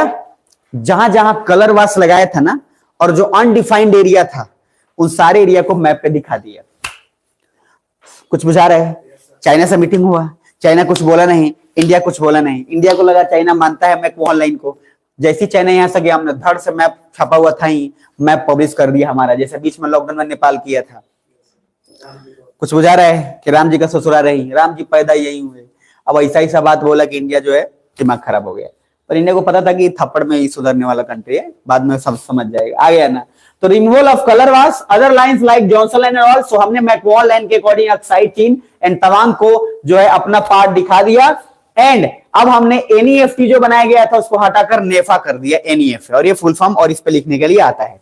तो अब हमने नॉर्थ ईस्ट फ्रंटियर एजेंसी कर दिया, जबकि पहले नॉर्थ ईस्ट फ्रंटियर ट्रैक था, उसको हमने चेंज कर नॉर्थ ईस्ट फ्रंटियर एजेंसी कर दिया। क्लियर है? और इसलिए किए गए अपन आजाद भारत में थे। इधर देखो, तो वेस्टर्न सेक्टर जो है को इंडिया जॉनसन लाइन के बेसिस पे अपना बताया इंडिया ने, और जो उसका ईस्टर्न सेक्टर उसको मैकमोहन लाइन के बेसिस बताया। इसी के बाद चाइना ने एक और जो है काउंटर मैप बनाया और उसने भी अपना नया मैप दिखा दिया। हमने मैप में किस बेसिस पे दिखाया? जॉनसन लाइन और McMahon line. Johnson line western sector, eastern sector McMahon line के बेसिस पे बुझा रहा है। चाइना ने कुछ बोला नहीं, हमने मैप पब्लिश कर दिया। अब जब मैप पब्लिश किया तब चाइना ने उसके बदले एक और मैप पब्लिश किया, और उसने जो मैप पब्लिश किया वो भैया कुछ अलग ही था। तो 1954 में China also showed Aksai Chin in Tawang in its territory. China ने भी अपने मैप में अक्साई चीन को दिखाया और तवांग को। हम भी दिखा रहे हैं, वो भी दिखा रहे हैं, कुछ बुझा रहे हैं। अब इंडिया को झटका लगा, तो मैंने बोला यहां पे तवांग में मोनपाज रहते थे जो अपने आप को इंडिपेंडेंट मानते थे एंड कहते थे दैट दे आर नॉट, इधर ध्यान समझना, ये जो बोलते हैं इनका देखो, इनका मोनपाज का कहना था कि भाई ये हम बुद्धिस्ट हैं लेकिन हम थोड़ा अलग अलग बुद्धिस्ट हैं। इनका जो है ये अपना बुद्धिज्म को मानते थे लेकिन बुद्धिज्म को थोड़ा डिफरेंट कैटेगरीज में मानते थे कि हमारा अलग है, ये रैंचो दास है, हमारा अलग चलता है। इधर देखिए, and which is different than the Tibetan Buddhist. तो सर तवांग के लोगों का कहना था कि हम तिब्बत के जो बुद्धिस्ट हैं उनसे अलग हैं। क्लियर है यहां तक? आना नीचे, अलर्ट रहना प्लीज। मोनपाज इंडिया, यहां पे ध्यान रखना, या मोनपाज बोले इंडिया सेड टू मोनपाज दैट आपने ना तो मैकमोहन लाइन को अपोज किया और ना ही एनईएफटी, सो आप ब्रिटिशर्स का हिस्सा थे, इसलिए इंडिया ने चाइना के मैप को ऑब्जेक्शन किया कि चाइना ने गलत दिखाया है। अब देखो इंडिया ने बोला कि प्रभु जब आप 1954 में आए थे तो बात कहीं नहीं बताई, तो चाइना बोला जब हमारे ही था तो हम काहे बताएं। तो इंडिया बोला जब हम मैप पब्लिश किए उसके बाद काउंटर मैप में वही चीज दिखा दिए गए, तो इंडिया को लगा 1954 में कि चाइना ने इंडिया के ऑब्जेक्शन के बाद बोला कि China maps are on old colonial basis and they need time to revise the map. Then Nehru ने सोचा कि हमें बाउंड्री को मार्क करना होगा। देन नेहरू को अब समझ में आ गया कि प्रॉब्लम बढ़ रहा है। कुछ बुझाया? इधर देखिए 1954 में मीटिंग हुआ, किसी ने कुछ बोला नहीं, हमने मैप जाहिर कर दिया, पहला हमने किया। उसका काउंटर मैप किसने जाहिर किया? चाइना ने। और चाइना ने काउंटर मैप में दिखा दिया कि अक्साई चीन और तवांग किसका है? उसका है। क्लियर है यहां तक? अब ये ऑब्जेक्शंस क्रिएट होने के बाद नेहरू ने सोचा कि बेटा अब फिर से बाउंड्री डिसाइड करना पड़ेगा। तो हम भी अड़े रहे, चाइना भी अड़ा रहा, और अड़ते अड़ते मामला जो है आगे चलकर गड़बड़ हो जाएगा। देखिए G219 highway very popular, China 1952 के अंदर, यहां देखना तिब्बत से जिंजियान तक एक हाईवे बनाया गया जिसका नाम था G219, और ये चाइना ने बना लिया। अब देखो जो एरिया हम अगर क्लेम कर रहे हैं या जो एरिया पे अभी विवाद है उस एरिया पे इसने लगभग एक हाईवे बनाया। किसने? चाइना ने। ध्यान से समझना, 1957 में G209 फिर से हाईवे को अनवील किया गया, मतलब उसको एक तरीके से जो है बेस बनाकर या उसका उद्घाटन करके मतलब शुरुआत कर दिए गए। इसमें क्या है देखना, वो highway Aksai Chin and Tibet से होते हुए इंडिया को कनेक्ट कर रहा था, यानी कि अक्साई चीन में चाइना ने अपना रोड बना लिया। हम अभी मैप दिखा रहे हैं, वो भी मैप दिखा रहे हैं, तब तक बीच में उसने क्या बना लिया? रोड। क्या आप लोग वाकई सुन रहे हैं? तो अक्साई चीन के एरियाज में क्या बन गया? चाइना का रोड बन गया G219। कुछ बुझा रहा है? अब देखिए धूमधाम से वो लोग मजे ले रहे हैं, और इंडिया ने 1958 में ऑब्जेक्शन किया। यहां के मिनिस्ट्री ऑफ एक्सटर्नल अफेयर ने बोला कि ये गलत है, लेकिन फिर जरा देखना हमने उसको नोट भी भेजा 1954 के अकॉर्डिंग मीटिंग में कि आपने कुछ नहीं बोला था अबाउट अक्साई चीन एंड तवांग के बारे में, कुछ भी नहीं बात किया। Then China reply that these maps are on the basis of old colonial map. तो चाइना का कहना था कि कॉलोनियल बेसिस पे था जब इंडिया कॉलोनाइज था और ब्रिटिशर्स ने किया था, तो ये पुराना बेसिस पे है तो हम इसको नहीं मानते हैं। तो इंडिया ने बोला बेटा उस हिसाब से तो तुम्हारा भी एरिया हमारा ही था। कुछ बुझा रहा है? तो उसके हिसाब से फिर तुम्हारा भी बाउंड्री हम ही डिसाइड करेंगे। लेकिन फिर भी बट इंडिया ने कहा कि आप 1954 में बात क्यों नहीं बोला? So India has not accepted this map and also got said that boundaries are not negotiable. हमने भी बोल दिया कि बाउंड्रीज किसी भी कीमत पे अब हम लोग नॉन नेगोशिएट नहीं करेंगे, यानी कि अक्साई चीन पे हम नहीं छोड़ेंगे। क्लियर है? तो आपको मुद्दा बढ़ते दिख रहा है कि घटते दिख रहा है? अब इसके बाद सर आगे आएगा next 1959। China totally denied and said they don't accept McMahon line because they never signed. China पूरा मुकर गया, बोला हम आए थे लेकिन साइन नहीं किए थे, खाली मिठाई खा के गए थे। आगे गलती एक तरीके से हमारी ही थी। क्यों? 1954 में बोलना चाहिए था। मैंने बोला हिम्मत करके कभी बोल लेना, ठीक रहता है, सुताई हो जाए लेकिन फायदा में रहोगे, बुझा रहे? नहीं तो नहीं बोलोगे तो मरते रहो। गार्जियन को भी कुछ पड़ा नहीं है। और याद रखना एक समय बाद 28, 30, 32 साल का हो जाओगे, कुछ नहीं होना है। गार्जियन से बाद बोलेंगे जिससे मैंने शादी कर ले, मर तू, समझ में आ रहा है? इसलिए ध्यान में रखिएगा। जनरली मैटर इसलिए मैं बार बार बोलता हूँ क्योंकि मैटर बड़ा गेम होता है बिहार में। बिहार में शादी नहीं होना मतलब सर आपका जो है बेइज्जती होते रहना, और एक एज के बाद सब बड़ा पूछेगा क्या वो कार्ड कब मिली, इतना ना उसको गाली देगा उसके बाद कुछ लोग चिढ़ाने के लिए उसको बार बार बोलते रहते हैं जिसका शादी नहीं हो रहा है, और उसको बाद इतना गाली देगा, ऐसा ऐसा गाली देगा कि आपको भागना ही पड़ेगा। गांव में एक प्रकार के ऐसे प्राणी होते हैं, हर गांव में एक जन ऐसा होता है जिसको ये चिढ़ाया जाता है, समझ में आ रहा है, और आप अपने गांव से रिलेट कर सकते हो, और वो आदमी जो है उसके बाद भागेगा। और कुछ लोग जानबूझ के उसको बोलते रहते हैं कि हमारे वहां पे एक रिलेशन में है, एक लड़की है, अब कहे हाँ शादी हो, वो सर कहां से उस चला आया वो, इस तरीके के बहुत जन होते हैं। खैर, वी नो कि अक्साई चीन हमारा नहीं था, हम जानते थे, चाइना भी जानता था तवांग उसका नहीं है, बट चाइना सर इधर, चाइना सेड कि इफ इंडिया हैड एक्सेप्टेड कि अक्साई चीन अगर उसका है तो हम भी ये बोल देंगे कि तवांग जो है वो हमारा नहीं है। मतलब देखो मतलब सोचो, किसी और का बाउंड्री है और किसी और के बाउंड्री के चैलेंज पे दोनों डिसाइड कर रहे हैं। तवांग चाइना का नहीं है, चाइना जानता है, हम भी जानते हैं अक्साई चीन उसका है, हमारा नहीं है, और फिर भी हम दोनों एक दूसरे को पकड़े हुए हैं। समझ में आ रहा है? तो सर लॉजिक ये है कि हमने जो भी चीज किया, हमने भी बात बोला कि स्वैपिंग हो पाएगा, और चाइना ने बोला कि सर ऐसा करो कि तवांग हमको दे दो, अक्साई चीन ले जाओ, या फिर अक्साई चीन हमको दे दो, तवांग ले जाओ। इंडिया बोला बेटा ऐसा है, ये काम नहीं होगा। देखो, अरुणाचल को देना मतलब पूरा इंडिया पे कब्जा होना। कुछ बुझा रहे हैं भाई, ये मामला इतना आसान थोड़ी है कि तुम्हारा एरिया दे। अरुणाचल को देना मतलब बेसिकली हम लोग फिर से गुलाम हो गए, तो अपन दे नहीं सकते थे। अक्साई चीन हम क्या काय छोड़ दें, क्योंकि बेटा अक्साई चीन इसलिए नहीं छोड़ेंगे क्योंकि हमारा अक्साई चीन पूरा, लेकिन पोस्ट तो हमारा है, तो हम वो भी नहीं छोड़ेंगे। और हम अब बात अड़ गए इस बात पे, चाइना भी इस बात पे अड़ गया, और अड़ते अड़ते जो है मामला कर गया। 1959 दलाई लामा इंडिया भागाते। दलाई लामा को अब समझ आता है, दाल खाते खाते जो है दिमाग जो है ना कभी कभी तेज बाद में होता है, ध्यान समझना। तो दलाई लामा जो है आए, नहीं मैं दाल आई, उसके बाद दलाई लामा अपना पूरा सज्जो सामान के साथ इंडिया भागाते हैं। इंडिया सोचा कि चाइना को काउंटर करने का एक ही तरीका है, इसके घर में घुसना पड़ेगा, और तिब्बत बेस्ट ऑप्शन है, कि तिब्बत जो है वो कभी से भी चाइना को एलिगेंस कभी देता ही नहीं था, वो तो जबरदस्ती साइन किया। 29 पॉइंट एग्रीमेंट क्या जबरदस्ती साइन हुआ था या आराम से हुआ था? जबरदस्ती हुआ था। उसके बाद आगे 17 पॉइंट एग्रीमेंट भी लगभग जबरदस्ती ही हुआ। तो एक हमारा जो था कि तिब्बत को इस्तेमाल कर सकते हैं, और तिब्बत को इस्तेमाल हमने बोला कैसे, कौन सा इफेक्ट, एक इफेक्ट बोलते हैं कि आपका पड़ोसी भले ही दुश्मन हो लेकिन पड़ोसी का पड़ोसी दोस्त होना चाहिए। कौन सा इफेक्ट? Mandela theory. अब इधर देखना जरा, इधर जैसे ही इधर दलाई लामा इंडिया आ जाते हैं, सो चाइना को लग जाता है कि तिब्बत में इंडिया सब कुछ गड़बड़ कर रहा है, क्योंकि दलाई लामा को इतना हिम्मत नहीं है कि ये दाल भात छोड़ के और इधर इंडिया की तरफ जाएंगे। दलाई लामा का जाकर आप वीडियो देखना, ये भी आप देखना, होमवर्क में रखना, दलाई लामा लोग कैसे आ रहे हैं। ऑफिशियल वीडियो रिकॉर्डेड है गवर्नमेंट की वेबसाइट से। और आगे इंडिया ने इसलिए 1950 में स्टेटमेंट दिया कि तिब्बत इज इंडिपेंडेंट। अब चूंकि वहां के लोग भागे आ रहे हैं, तो इंडिया के पास अब मजबूरी हो गया कि समर्थन मांगे, तो इंडिया ने बोला कि तिब्बत साहब ऐसा है कि आजाद है। अब चाइना कह रहा है हमारे इंटरनल मैटर है, बीच में पड़ो मत, ध्यान समझना। लेकिन आगे 1961 में पीएमओ में मीटिंग हुआ, प्राइम मिनिस्टर के ऑफिस में 1961 में मीटिंग हुआ, और बहुत सीरियस मीटिंग हुआ कि मामला रुकने वाला नहीं है। और इस सीरियस मीटिंग ऐसा हुआ जिसके कारण से, ध्यान से समझना, एक गलती की वजह से पूरा का पूरा बर्बाद होगा सिस्टम। और इस गलती में आर्मी की भी गलती है, और जो लोग इन्फॉर्म किए उसमें भी गलती है, सिर्फ एक मिस इन्फॉर्मेशन। इसलिए मैंने बोला कि किसी का मिस इन्फॉर्मेशन बहुत बर्बाद करेगा, और यही हुआ। मीटिंग में एक बात हुआ, इंडिया ने डिसाइड किया कि सर एक काम करते हैं, चाइना हाईवे बना चुका है, हमको अपना एरिया पे कब्जा करना होगा। तो हमने क्या किया समझना, सबसे पहला हमने बोला कि 2 पोस्ट बनाएंगे। एक पोस्ट का नाम होगा जो सबसे आगे, वो फॉरवर्ड पोस्ट बनाएंगे, और एक पोस्ट बनाएंगे लॉजिस्टिक सपोर्ट।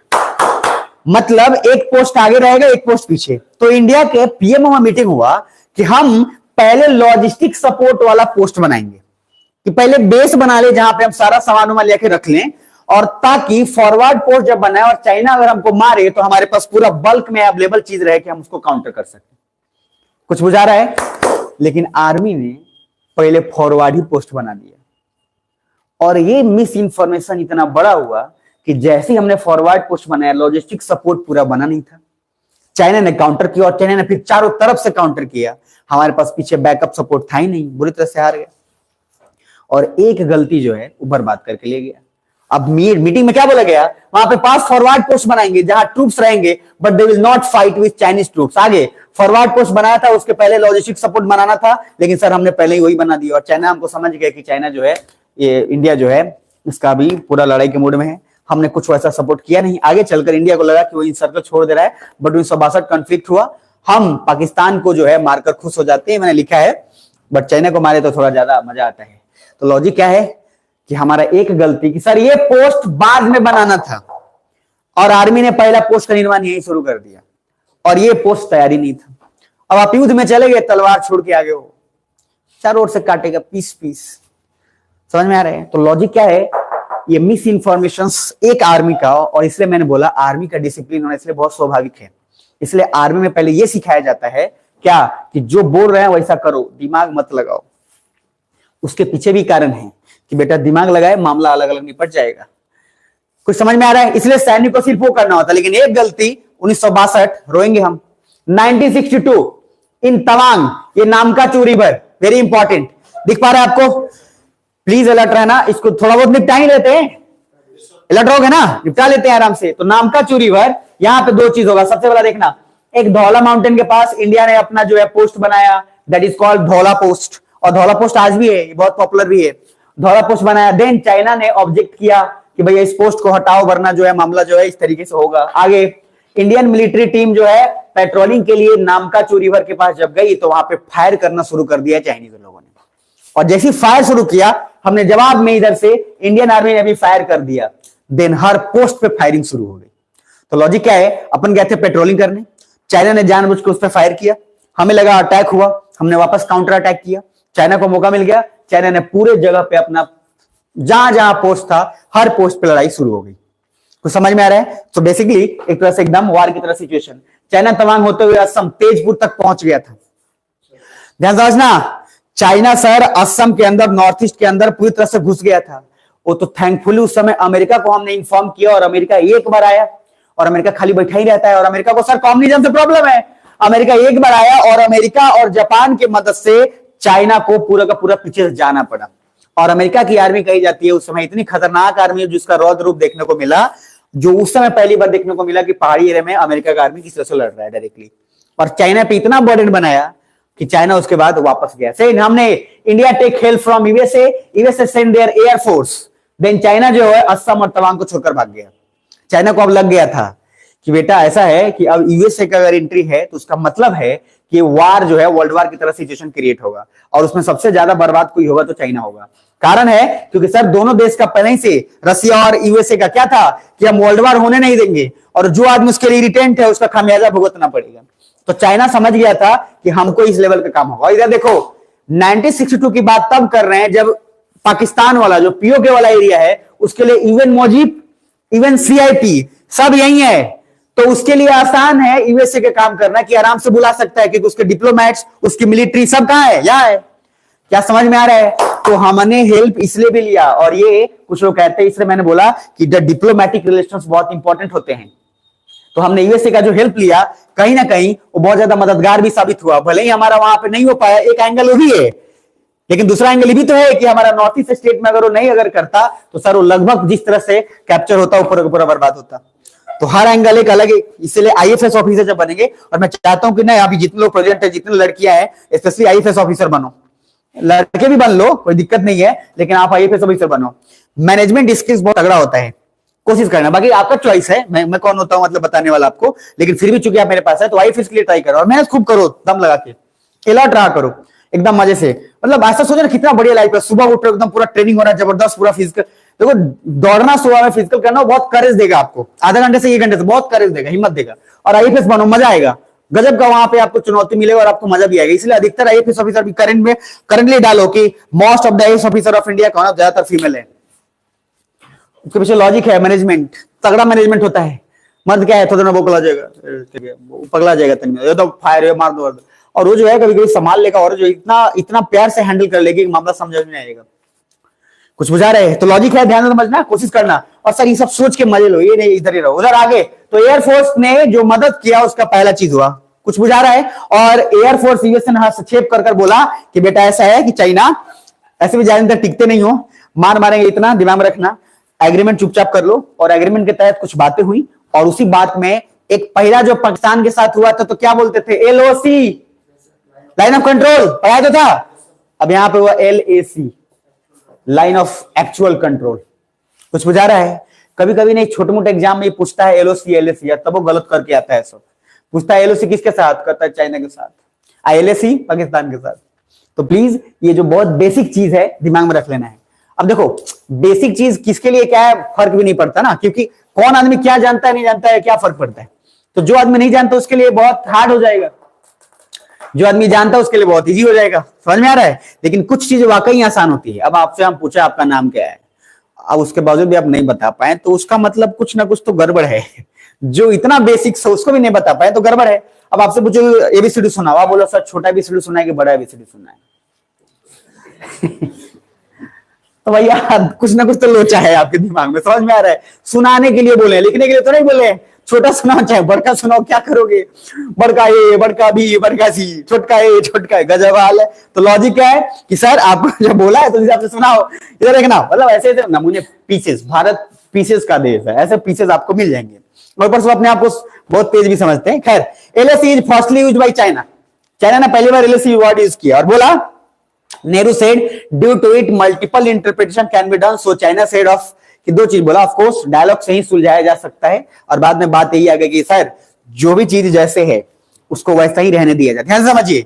और जो एक बॉर्डर डिसाइड हो रहा है उससे 40 किलोमीटर आप भी पीछे रहेंगे, 40 किलोमीटर हम भी पीछे रहेंगे। और एक यहां ध्यान से देखना, एक्चुअली एन इमेजिनरी लाइन जो 40 किलोमीटर के बीच में ही होगी। और फ्यूचर में चाइना मैकमोहन लाइन के बेसिस पर जो है सॉल्यूशन तो निकालेगा ही निकालेगा। और लगभग उसने म्यांमार के साथ जो है अपना बॉर्डर सुलझाया था, तो मैकमोहन लाइन के बेसिस पर सुलझाया था।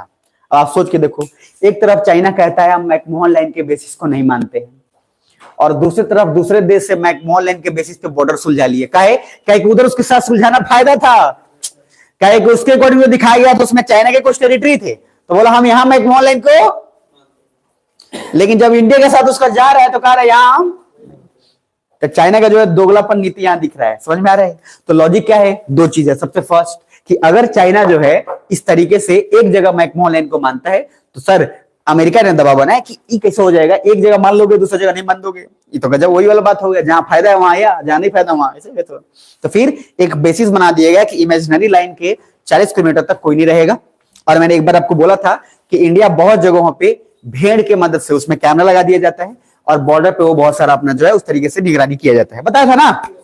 कहां बताया था? छोड़ो मैनू की आगे बोलो।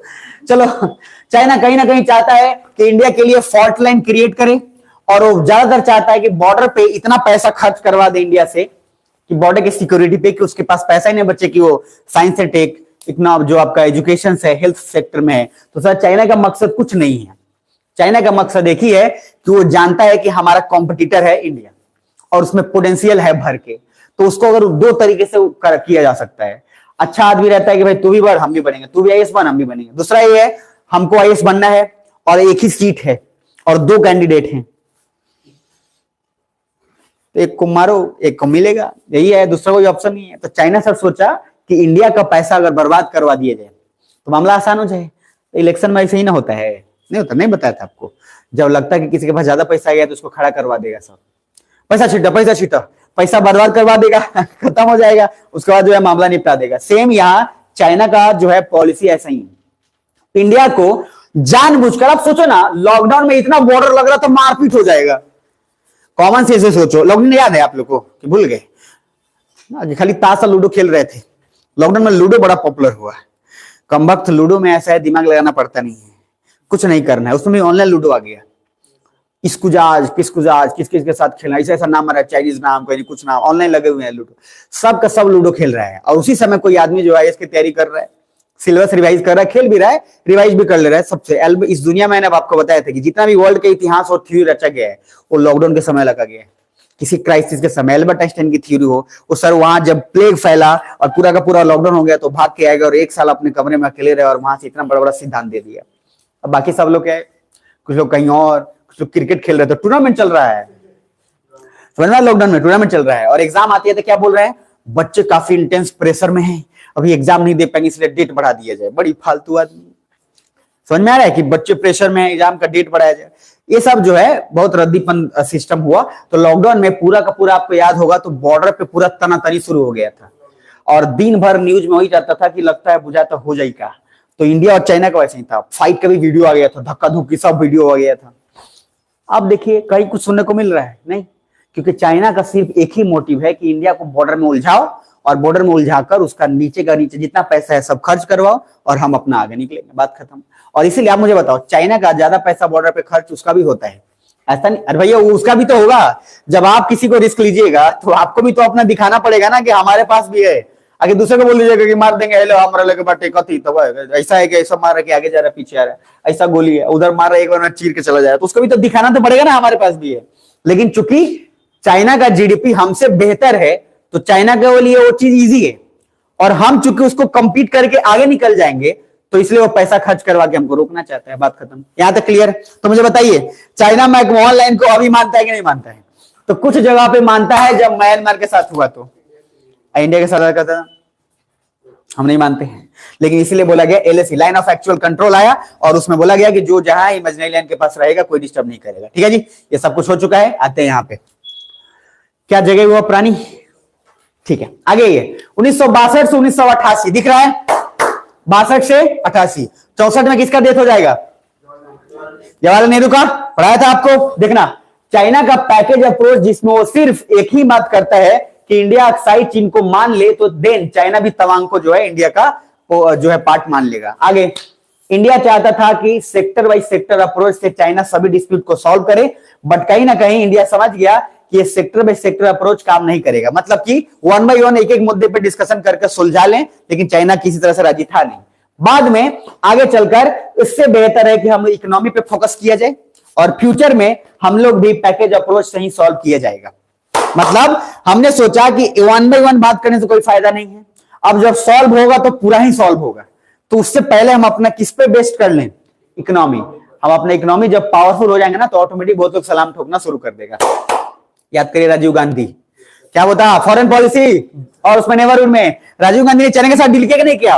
और क्या बोला था राजीव गांधी ने कि या तो बॉर्डर सुलझाओ या फिर क्या करो, बिजनेस करो। और हमने फिर जब देखा कि चाइना का नियत ही नहीं है बॉर्डर सुलझाने का, अरे हमने उसको ऑप्शन जानबूझ के दिया क्योंकि हमको पता था ये बॉर्डर सुलझाएगा नहीं, क्योंकि हरामखोर उसका मेन पॉलिसी हमारा खर्चा करवाना है बॉर्डर पे, तो सुलझाना नहीं है, तो सोचा कि उससे बढ़िया कि क्या प्रॉफिट कमाते हैं। तो राजीव गांधी का स्टेटमेंट, अरे पढ़ाए हुए राजीव गांधी ने बोला और यही काम हमने किया। देखो 1988 में राजीव गांधी, आज जी यहाँ पे Rajiv Gandhi went China and said that या तो बॉर्डर सुलझाओ, समझ में आ रहा है, और बॉर्डर छोड़ के बाकी और सब चीजों पे हमारे इकोनॉमी पे फोकस करो, दोनों के लिए फायदा है।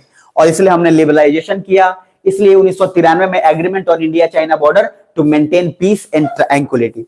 और हमने सिंपल बोला देखो कि बेटा चाइना बिजनेस करो, तुमको ही फायदा हमको ही फायदा है, तो फिलहाल बॉर्डर पे कुछ काम करो मत, बॉर्डर का कोई हल्ला उल्ला नहीं होना चाहिए, मामला खत्म। तो क्या हुआ हमने, और मैंने बोला था राजीव गांधी ने क्या किया था, अमेरिका भी तो साथ दे रहा था, तो हमने अमेरिका को बोला आप इन्वेस्टमेंट करिए, लेकिन उसके बदले आपको दो काम करना होगा, आपको पाकिस्तान को सपोर्ट करना बंद करना होगा और चाइना को सपोर्ट करना बंद किया। अरे बोला था ना कि राजीव गांधी एक कदम से पूरा का पूरा साध लिया अपना, और ये राजीव गांधी का सबसे बड़ा प्रैक्टिकल थ्योरी आपको देखने को मिलेगा। यहां तक क्लियर है? जोर से बोलो ना, जोर से, यस नो, थोड़ा और जगह रहो। अब इसके बाद आते हैं, यहां तक हो गया? हाँ, अब इसके बाद आपको ये सब बता दिया हूं, undemarcated under the 1993 agreement decided क्या हुआ। हाँ, अब यहां से आपको बताना 2003 एसआरएम दिख रहा है, और एसआरएम का फुल फॉर्म प्लीज याद रखना, स्पेशल रिप्रेजेंटेटिव टॉक्स मैकेनिज्म। मैंने बोला था आपको कि इंडिया ने पाकिस्तान के साथ भी अनऑफिशियल लेवल पे बातचीत कर रहा था, फ्रेंडली लेवल पे भी, ऑफिशियल लेवल पे भी, जिसमें मैंने बोला था रायसेना डायलॉग चलता था, अरे बताया था अटल बिहारी पे सब लोगों ने किया था। तो इस एसआरएम के तहत बहुत सारी बातें की गई, आप जरा एक मिनट पढ़ो, मैं बता देता हूं, इसको निपटा ही लेंगे, ठीक है ना? तो थोड़ा अगर नींद भी आ रही होगी तो थोड़ा सांस रोक लेना, एक मिनट, बस इतना तक रोक लेना कि नींद भाग जाए, इतना मत रोकना कि आप ही भाग जाए, नहीं तो आपको बहुत मारेगा लोग, समझ में आ रहा है? तो चलिए खैर एक मिनट इसको देख लो अच्छे से, अगर यहां दिख रहा है तो ठीक है, अदरवाइज नोट्स भेजी चुका हूं उसमें देख लो।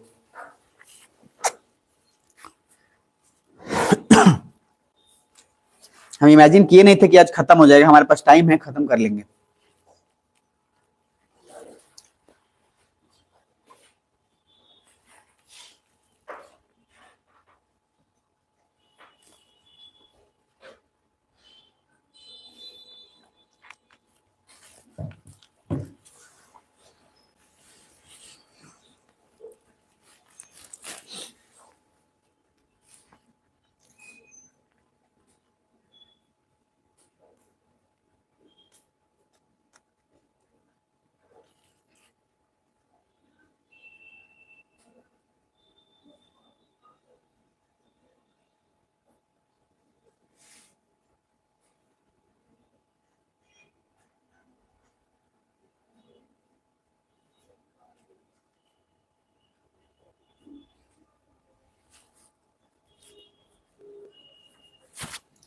हो गया, देख लिए।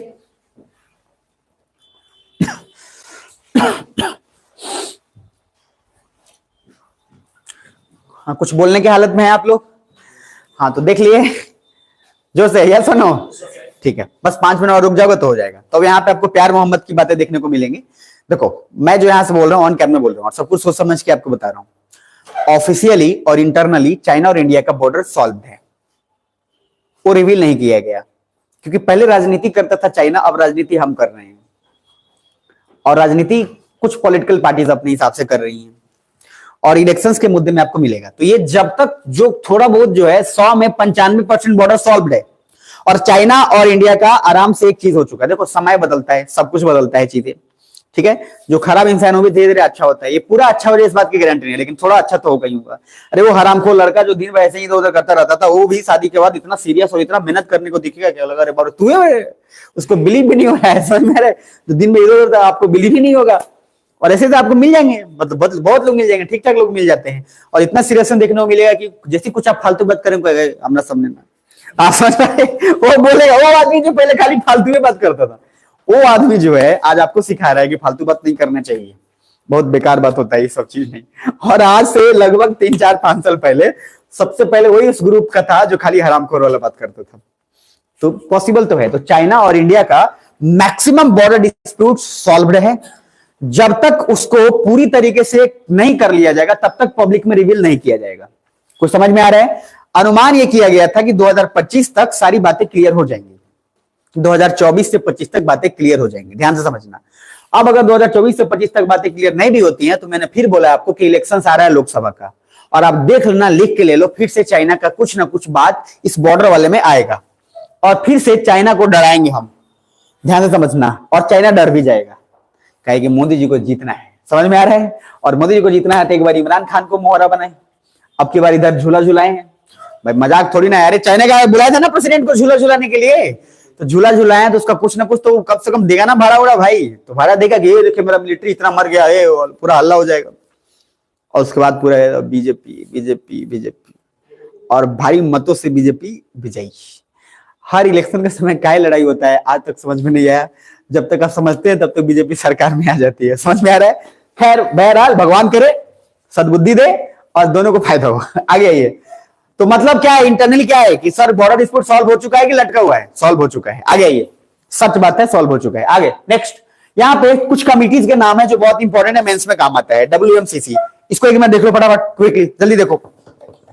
फुल फॉर्म सारे का याद रख लेना, मैं बता देता हूं, मेंस में काम आएगा। इंटरनल भैया, इंटरनल सॉरी जो इंटरनेशनल रिलेशंस का अलग से मेंस का पेपर होता है और उसमें आपको इशारा कुछ देना पड़ेगा, क्वेश्चंस मेंस में लिखना पड़ेगा, तो वहां पे बच्चों के नहीं आप। ठीक है जी। पहला है WMCC, देख लो एक बार, ज्वाइंट सेक्रेटरी लेवल पे बात, उसके बाद BDC जो आपका है बॉर्डर डिफेंस कोऑपरेशन लेवल पे बात। और आपको अगर याद हो तो लॉकडाउन में ही चल रहा था कि कभी डिफेंस लेवल पे बात चल रहा है, कभी मिलिट्री लेवल पे चल रहा है, कभी कमांडर लेवल पे चल रहा है, डिस्कशन ही तो हो रहा था। अच्छा देखो, इतना लड़ाई पीट हो गया, इतना सब कुछ हो गया, लेकिन बात कैसे सॉल्व हुआ? बातचीत से सॉल्व हुआ कि लड़ाई पीट से सॉल्व हुआ? बातचीत से। तो टॉक्स एंड मैकेनिज्म जो है यही काम आता है लाइफ में, और ये जो जितना जल्दी समझ जाए उतना फायदा होता है। इसलिए कुछ वैसे ही होते हैं ना, जैसे देखो अब बिहार में कितना भी बोलो कि कास्टिज्म ये नहीं है वो नहीं, लेकिन कास्टिज्म फिर भी तो है ही है। और हर कास्ट का एक अपना पहचान बना हुआ है कि फलना कास्ट का है तो कंजूस होगा, ये चिल्ना कास्ट का है तो ऐसा होगा, वो उस कास्ट का है तो ऐसा होगा, ये 1 रुपया खर्च नहीं करे। हर कास्ट का एक मान्यता तो बना हुआ ही है, आप मानिए चाहे नहीं मानिए, फिर भी समाज में एक तो बना हुआ है। और जैसे ही वो बना रहता है तो पहले तो लोग उसी मान्यता से जज करते हैं। इसलिए जो अभी आपके पापा हैं या आपके दादा हैं, वो पहले कुछ नहीं सुनेंगे, पहले पूछेंगे, जैसे आप बोलिएगा मेरा दोस्त है ये, बोलेगा नाम क्या, नाम बता दे, बोले पंचायत में नहीं दिखाया, पंचायत में बोलता क्या नाम है? अब वो नाम का कुछ टाइटल ये नहीं है, अभी परेशान होता है कि क्या कर रहा है। फिर उसके बाद पूछता है, जैसे ही बोलता है गुप्ता जी, कहता है अच्छा गुप्ता जी। मेन उसको इंटरेस्ट जाति में है ना, तो जैसी जाति में तो उसके बाद उसका नाम भूल जाता है, उसके बाद गुप्ता जी नाम से उसको बोल रहा होता है। तो बड़ा अच्छा, छोटे सी चीज में बहुत अच्छा दिखा देता है। बजरंगी भाईजान अगर आप देखोगे, बजरंगी भाईजान कितने लोग देखो, नस्ल भेद का गजब का टिप्पणी है उसमें, मतलब नेक्स्ट लेवल का नस्ल भेदी उसमें शिकार। कैसे? बहुत सारे, एक तो क्यूट बच्चे का जो डेफिनेशन उसमें दिया गया है, वो तो बच्चा क्या है, गोरा रंग है तो क्यूट बच्चा उसको बनाएंगे, और उसमें भी नस्ल भेदी ये बोल रहे हैं सलमान खान, अलग लेवल पे, कि जो है गोरी है इसका मतलब या तो ये क्षत्रिय है या ब्राह्मण है, और इस तरीके की कुछ बात बोल रहे हो, और क्षत्रिय नहीं है तो ब्राह्मण है। तो नस्लभेदी तो नहीं चाहते हुए भी क्या है, नस्लभेदी बहुत लोग हैं, या सुनो। तो लॉजिक कहने का क्या है, इसलिए समाज में मैं बार बार बोला कि जब आपसे पूछा जाएगा कि क्या अभी भी आपको लगता है कि रंग भेद और ये सब कुछ होता रहता है, तो आपको बोलना है एकदम, समझा ना, कहां होता है, ऐसा नहीं बोलना है, बोलना है कि हाँ आज भी कुछ जगहों पे होता है। ट्रुथ, ईमानदारी भी नाम का कुछ चीज होता है जो इंटरव्यू में बोला जाता है, और उसी वजह से आपका सिलेक्शन भी होता है ना। खैर आते हैं आगे। तो देखिए इधर ये जितना सारा डायलॉग है ये सब देख लेना, और डायलॉग के बाद इंटरनल जो है आपको ये जितना सारा रिक्वायरिंग एग्रीमेंट है सब है।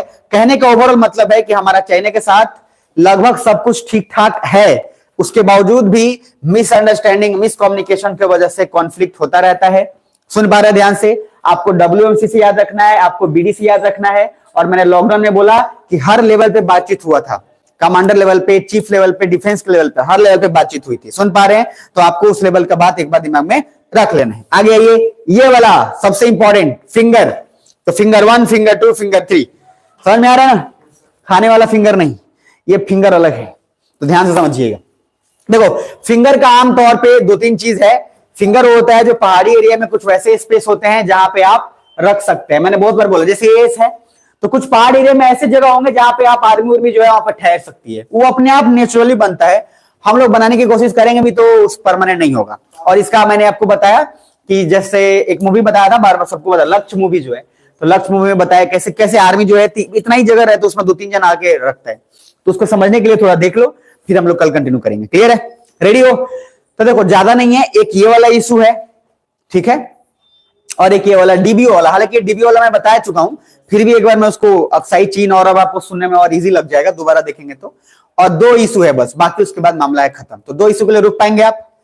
जोर से बोलो ना, सभी का आवाज जोर से, ऐसा ना लगा कि सर ऐसे भी आप कौन सा जाने दोगे देख लो पहले, लेकिन फिर भी आपसे राय लेना तो फर्ज है ना, करना मेरे को वही है, बट राय लेना फर्ज है। चलो 274 में आओ। देखो ये देखो, सबसे पहला है लद्दाख में पैंगोंग लेक है, प्लीज समझ लेना इस मुद्दे को, ये भैया हमेशा रहता है ये। अच्छा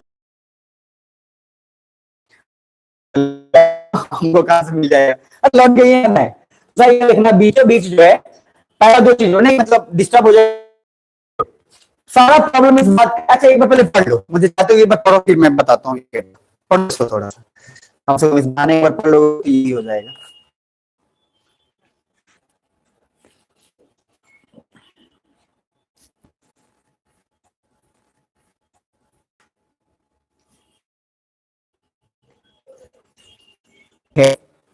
हिमालय लेक से लेक है, तो इसका 2 है, हिमालय लेक से लेक है, तो इसका 2/3 हिस्सा बोल रहे हैं। अगर हम इधर है बाउंड्री होना चाहिए, उसी तरीके से ये तो सब बड़ा प्रॉब्लम होता है बाउंड्री डिसाइड करने में। लेकिन 2 चीज 9 फिंगर में बोला गया कि जो 3 मई 2020 में लॉकडाउन सुना ही होगा, तो सलामी स्लाइसिंग टैक्टिक्स, इसका मतलब मैं अलग बताता हूँ, ये थोड़ा प्लीज ध्यान रखना। गलत क्या होता है, टुकड़ा करेगा, मतलब रहना शुरू करके मतलब रहना शुरू करके और रहने के बाद चलो अब की बार होगा ना तो दोबारा से फिर ट्राई अगेन कर देना, समझ में है? दोबारा से फिर ट्राई अगेन कर देना, समझ में है?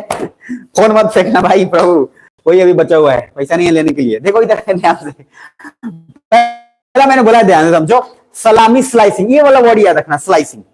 स्लाइसिंग का मीनिंग क्या है, टुकड़ा, एक टुकड़ा पे कब्जा करो, फिर सारा का सारा क्लेम कर दो। और अभी बहुत ऐसा चल रहा है कि मोतिहारी के अंदर जितना सारे लोगों को हटाया जाता है, फिर आ जाते हैं लोग। अब देखो जो अतिक्रमण वाला मामला चलता है, सर ये लोग भी मान लिए हैं, बड़ा ढीठ टाइप के आदमी होते हैं लोग, इलीगल हैं, कहीं और का है ये लोग, और बस गए। और अब ऐसा लग रहा है सर जब उनके मॉल में जाएंगे तो ऐसा लगेगा कि मतलब ये अलग लेवल पे ट्रीट करेंगे आपको ये, फिर तो मामला क्या हो जाता है कि फिर वो यहाँ पे हिम्मत उनको आ जाता है कि अब हमको पता कैसे डील करना है। सर इधर इंक्रोचमेंट हुआ, मैं आया, मैं नॉर्मली आया और उससे पूछ रहा हूँ जैसे तैसे गाड़ी मारे धुलवा रहे हैं, बोला है, हम बोले कि यार अब तो खत्म हो गया, अब क्या करें, क्या फिर 15 दिन बाद ये लोग क्लियर है कि बस ज्यादा ऐसे बोलता है कि नया नया है, ऐसा सीधा डायरेक्टली बोलता है कि गवर्नमेंट को साल भर में एक बार पैसा मिलता है साफ कराने के लिए, तभी मिला है तभी कर रहा है, फिर चला जाएगा, फिर हम लोग आ जाएंगे, और सच में आ जाता है समझ में आ रहा है, गजब है। वो लोग भी समझ चुके हैं, हम लोग एकदम जो है एसपी के साथ टाई अप हो गया है उसका, फिर नहीं चल गया। अच्छा आने दो। तो लॉजिक क्या है, ध्यान से समझना।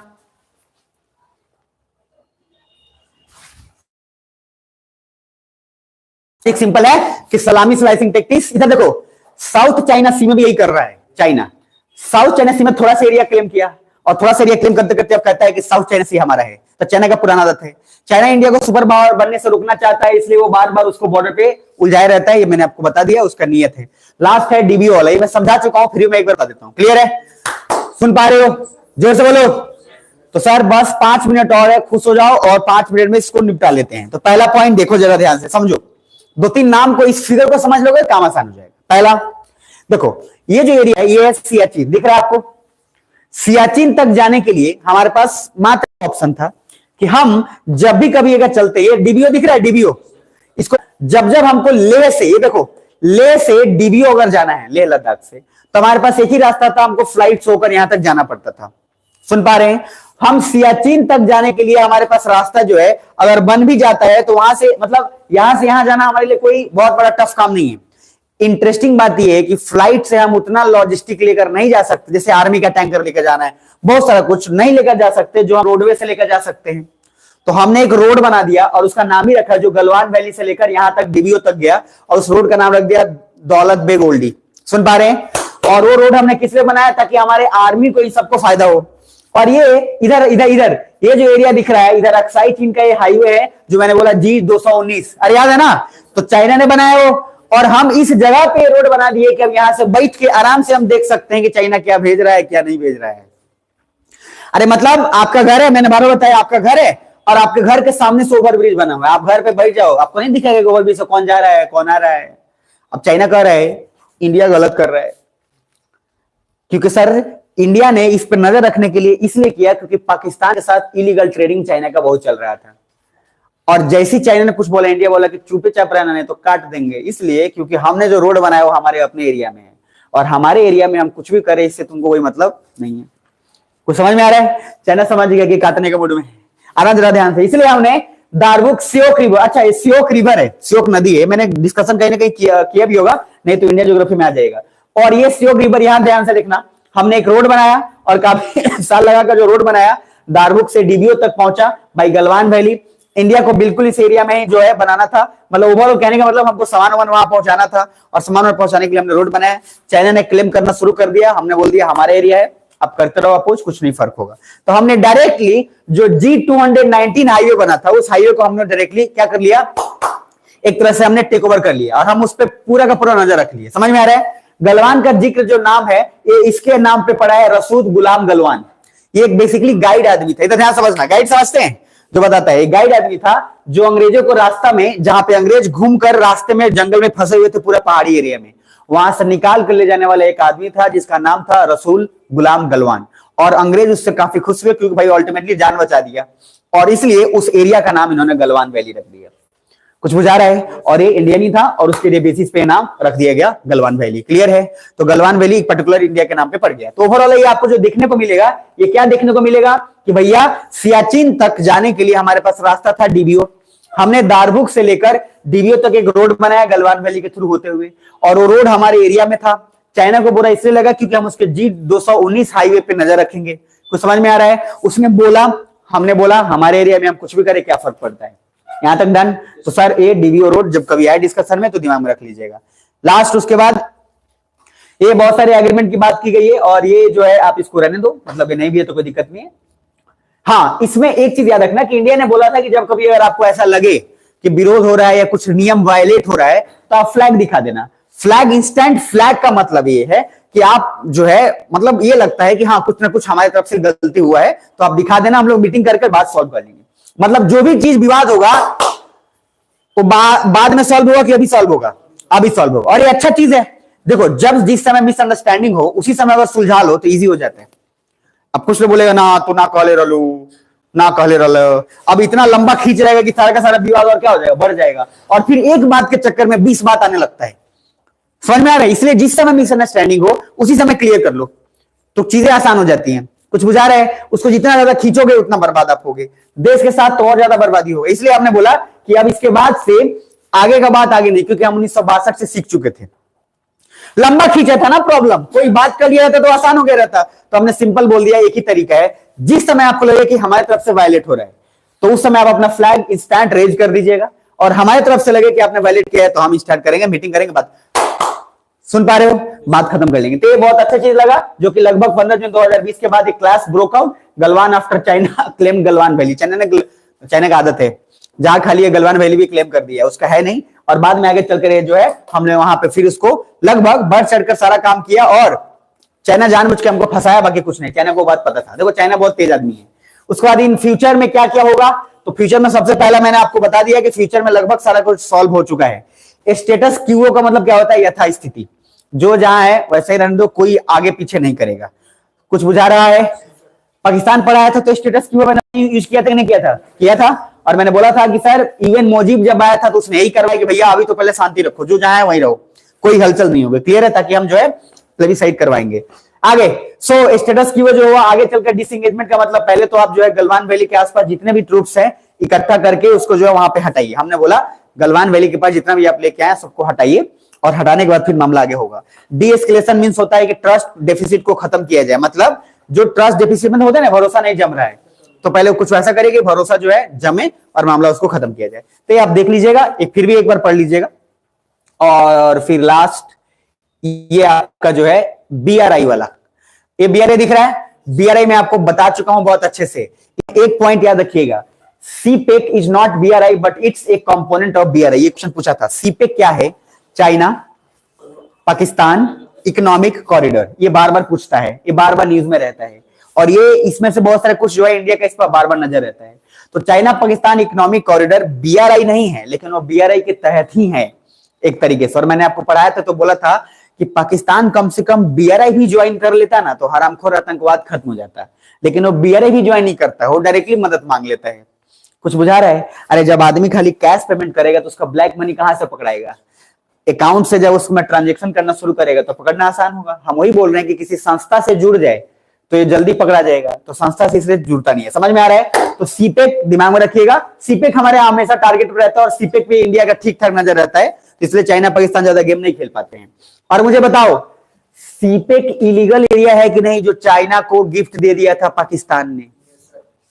अरे पढ़ाया था, जिस समय होना था प्लेबिसाइड उससे पहले पाकिस्तान ने इतना एरिया दे दिया जिस एरिया में कोई डिफाइन ही नहीं था, और उसने दे दिया, और चाइना पाकिस्तान इकोनॉमिक कॉरिडोर बन गया। तो आप एक बार देख लीजिएगा। उसके बाद फिर बाद में लास्ट ये वाला है, India accepted the Tibet as part of China, क्योंकि इंडिया जानता था कि जब ने क्या कभी बोला कि इंटीग्रल पार्ट है? कभी नहीं बोला।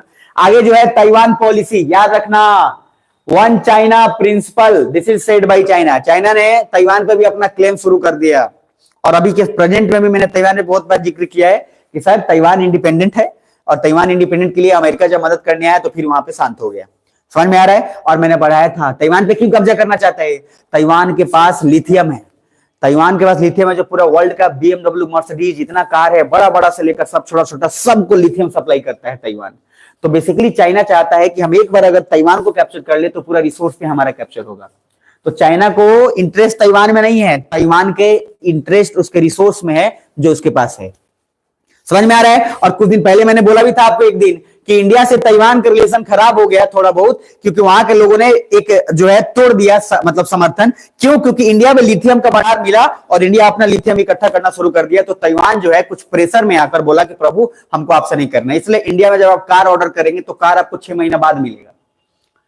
कोई कार आप ऑर्डर करेंगे ना तो ठीक ठाक, तो पैसा ऐसे इतना जल्दी नहीं मिल जाएगा आपको कि आज किया और कल परसों मिल गया, तो उसमें टाइम लगता है। बुकिंग में देखिएगा 1-1 साल 6-6 महीना बहुत लोगों को बुकिंग में लग जाता है। तो लॉजिक क्या है? क्योंकि सर रिसोर्स का उस तरह से महामारी है, इस वजह से चीजें होती है। तो ताइवान पे कब्जा करना चाइना का क्या इंटरेस्ट है कि सर वो रिसोर्स पे कब्जा करना चाहता है, बाकी और कुछ नहीं। और इसलिए अमेरिका ताइवान में अवेलेबल रहता है कि कुछ तुम करो और कुछ हम करें, इसलिए जो है सेव है। तो इसलिए ताइवान को बोला अमेरिका ने कि तुम बस कुछ आगे काम कराओ, बाकी हम संभाल लेंगे। तो ताइवान को हिम्मत आ गया, इन्हें बोला बाकी तू उधर उधर छोड़ दे, हाँ मैं इधर। समझ में आ रहा है? तब चाइना अपना हाथ पीछे छोड़ा। आइए जरा नीचे, वन चाइना पॉलिसी का सिंपल मीनिंग है भैया सिर्फ एक ही चाइना रहेगा। समझ में आ रहा है? ये डोमिनेंट है, ये ऐसा ही इसका नेचर ही है, ऐसा ही पैदा ही हुआ है। आगे India engages Vietnam, Mongolia, Japan, so China इससे भी काफी ज्यादा इरिटेट हो जाता है। देखो ना हमारा दुश्मन वही वाला इफेक्ट, तो सर जो भी है, हमने जापान से भी ऐसा रख लिया, मंगोलिया से बढ़िया कर लिया, और उसके लिए चाइना जो है परेशान होता है, वियतनाम से भी हमारा ठीक है, तो चाइना परेशान होने लगता है। और इसलिए मैंने बोला so India has strategic partnership with Japan, Mongolia, Vietnam. Strategic partnership याद है? अरे है ना, कि भैया हम इस तरह से जुड़ेंगे ताकि तीसरों को हेल्प ना हो पाए। तो सर इंडिया भी 3 फॉल्ट लाइन चाइना का पकड़ा हुआ है। एगो तिब्बत को बढ़िया से पकड़ा हुआ है, विगर मुस्लिम्स को ठीक ठाक लेवल पे पकड़ा हुआ है, और उसके बाद बाकी इन सबसे रिलेशन बनाकर मंगोलिया सबसे प्रेशर बना लेता है। तो अगर तुम हमको घेरोगे तो हम भी तुमको छोड़ेंगे नहीं, सिंपल सा लॉजिक है। तो क्या समझ में आया कुछ? जोर से बोलो ना। तो लास्टली पूरा का पूरा जब इतना पढ़े हो ना, अंतिम में हमेशा पेशेंस रखा करो। अगर बड़ा आदमी बनना है तो, अब वहीं का वहीं रहना है तो अंतिम में पेशेंस लूज कर दो। बड़ा आदमी बनना है तो लास्ट का पेशेंस एकदम रखना, 2 मिनट से ज्यादा 5 मिनट का पेशेंस रखने का कैपेसिटी रख लो, अंतिम में बहुत फायदा मिलेगा। अदरवाइज आप जो है हड़बड़ा जाएंगे। तो ओवरऑल मैं एक बार दिखा देता हूं ताकि ऑफिशियली चाइना का पूर्ण इतिश्री रेवाखंड हो जाए और हम लोग फिर करंट अफेयर वाले सेक्शन में आ जाए। क्लियर है? चलिए तो स्टार्ट करते हैं 241 से। ये रिलेशन आपको इसमें तिब्बत का जो पूरा पहलू है दिमाग में रख लेना है। क्लियर है? ये बहुत फायदा हो गया जब से आया ना, थोड़ा दिखा देने में आसान है, थोड़ा सा कंठ को थोड़ा सा जो है कोई कोई हल्का मिल जाता है, बाकी उधर आप लोग देखते रहोगे तो ठीक है। दलाई लामा इशू, तो क्या तिब्बत पूरी तरह से इंडिपेंडेंट था या नहीं था? था। अम्बन्स ग्रुप याद रहेगा। आगे Ahom kingdom interest, Anglo Burma war हुआ, और एंग्लो बर्मा में कौन जीतेगा? ब्रिटिशर्स पूरा का पूरा कब्जा कर लेंगे। और उसके बाद फाइनली आगे चलकर 2-3 चीजें होंगी, उसमें दूसरा होगा पंजाब वाला सूर्य रणजीत सिंह, गुलाब सिंह याद रहेगा, याकूब बेग होगा, सब आपको याद रहेगा, सिंधवालिया, शेर सिंह सारा याद रहेगा। उसके बाद कसगर वाला जो याकूब बेग का रीजन है। क्लियर है यहां तक? उसके बाद विलियम जॉनसन, अब लाइन यहां से याद रख लो, विलियम जॉनसन पहला बता दिया ज्यादा हो, फिर उसके बाद अर्धक आया, अर्धक के बाद कौन आएगा? मैग्नी मैकडोनाल्ड, और उसके बाद फिर कौन आएगा? मैकमोहन। और मैकमोहन लाइन जो है लगभग फाइनल होगा, जो मीटिंग में तीनों को बुलाया जाएगा तो सर चाइना को बुरा लग जाएगा, तिब्बत को काहे बुलाया, है ना, उसको बुरा लग जाएगा और वो फिर उधर भाग जाएगा। तो मानता नहीं है, लेकिन जब उसका फायदा होता है तो मान लेता है, वो ऐसा ही है चाइना। आगे किंग डायनेस्टी के बाद फिर मैंने बोला ये मीटिंग हुआ शिमला में, याद रहेगा ना, और उसके बाद फिर फाइनली आगे बढ़ते जाएंगे। फिर पावर में आया इंडिया, अनडिमार्केटेड अनडिफाइंड एरिया अपने मैप पे दिखाया था, और एक मिसअंडरस्टैंडिंग 1954 में हुआ जिसका खामियाजा 1962 में हमको भुगतना पड़ा। यहां तक क्लियर है? और भुगतने के बाद G219 हाईवे चाइना ने बनाया, जो कि लगभग इलीगल था क्योंकि इस लेवल से एक्साइज चीन की तरफ से होते हुए बनाया। फिर भी हमने उसको क्या किया? रेसिस्ट किया। रेसिस्ट करने के बाद चाइना टोटली जो है पूरी तरीके से जो है मैप जो बनाया गया था इन्होंने डिनाइट कर दिया। 1962 में हमने जो है लूज कर दिया, और तिब्बत का कौन? दलाई लामा जो वापस आ गया अपने साथ। आने के बाद यहाँ पे हमने उनको काफी रिस्पेक्ट किया। हम रिस्पेक्ट इसलिए किए क्योंकि जब जब चाइना तेज बनता है तिब्बत को थोड़ा उकसा के वायलेंस करवा देते हैं, समझ में? और इंडिया ठीक ठाक लेवल पे काम कर लेता है, इस सब में है इंडिया सही, समझ में? प्रूफ भी छोड़ता नहीं है। हर जगह आप देखिए, पूरा इतिहास इंडिया का देखिएगा तो कहीं भी प्रूफ नहीं मिला है। आज तक नॉर्थ ईस्ट में हमने बांग्लादेश बना दिया, आप सोच के ईस्ट पाकिस्तान को हमने बांग्लादेश में कन्वर्ट कर दिया, कोई माइक अलाल आता कोई एविडेंस ही नहीं दे पाए, नो एविडेंस, जीरो। हम जाकर वहां मार उड़ के सब आ गए, एक सैनिक तक नहीं पकड़ पाए। तो इतना आसान बात नहीं है, समझ में आ रहा है? मतलब बड़ी चीज है, बड़ा अचीवमेंट है। फिर बाद में बोला 1962 का लड़ाई, याद रहेगा। पहले कौन सा पोस्ट बना था? फॉरवर्ड पोस्ट के लॉजिस्टिक पोस्ट। पहले लॉजिस्टिक पोस्ट बनाना था, लेकिन बना क्या दिया? Forward post. और इस गलती के कारण हमको खामियाजा भुगतना पड़ा, जबकि पीएम ऑफिस में मीटिंग भी हुआ था। आगे चलकर फिर मैंने बोला 1962 के बाद 2-3 चीजें और हुई, जिसमें नामकाचू रिवर, और मैंने बोला कि आगे तक तेजपुर तक कौन आ गया था? चाइना। उसको हमने काउंटर अटैक करने के लिए अमेरिका से मदद लिया, और अमेरिका ने एयरफोर्स से मदद किया, जिसके कारण वो पीछे भागा। उसके बाद आगे चाइना हमारा सिर्फ खर्च करवाना चाहता है। फिर यहां तक आएंगे 1962 से 1988। ध्यान रहे 1988 में राजीव गांधी गए तो बॉर्डर सुलझाए कि बिजनेस किए? बिजनेस किए, क्योंकि उनको पता था कि चाइना बॉर्डर सुलझाने के मूड में है नहीं, तो हम उसी का फायदा उठा लेते हैं। फिर ये स्पेशल रिप्रेजेंटेटिव टॉक्स मैकेनिज्म हुआ, जिसके तहत हमने बहुत सारा बात करा, और उसमें 2003 से बात चलते चलते फाइनली लगभग इंडिया चाइना का बॉर्डर सॉल्व हो चुका है। क्लियर है यहां तक? उसके बाद ये सब हर लेवल पे बात होता है। फिंगर वाला इशू मैंने बताया, 3 तक हम लोग थे, पावर 1/3, 8 तक पेट्रोलिंग करते थे। चाइना जानबूझकर 2020 में किया ताकि हम उलझ जाएं। क्लियर यहां तक? और ये उलझाकर फिर मीटिंग हुआ, इसको लद्दाख स्टैंड ऑफ के नाम से फिर जानते हैं। आगे चलकर मैंने बोला गलवान वाला, गलवान किसके नाम पे रखा हुआ है? रसूल। उसके बाद रसूल गलवान बीच के गायब। तो भैया जो दिमाग में रख लेना कि रसूल जो है गुलाम गलवान, ये उनके नाम पे रखा है क्योंकि इन्होंने अंग्रेजों की मदद करी, और इसलिए नाम पे रखा है। गलवान वैली के जिक्र ये है क्योंकि 2 चीजें, हमने जो रोड बनाया गलवान वैली से होते हुए डीबीओ तक, दौलत बेगोडी रोड, और वहां से सियाचिन जाना हमारे लिए आसान है। तो इस वजह से चाइना को प्रॉब्लम होते रहता है, तो यहाँ पे सारा मामला हो गया। क्लियर यहां तक? और उसके बाद फिर फाइनली आते हैं कि लगभग बोला कि अब इसके बाद से कुछ भी वायलेट होता है, कुछ भी, तो आप इंस्टेंट फ्लैग करना, बात हो जाएगी, सॉल्व हो जाएगी। क्लियर यहां तक? और गलवान में एंट्री के बाद यहाँ तक जो भी डिसएंगेजमेंट और ये सारा कुछ के बाद अंतिम पॉलिसी ये है कि इंडिया ने तिब्बत को कभी जो है इंटीग्रल पार्ट ऑफ चाइना नहीं माना है, मत करा।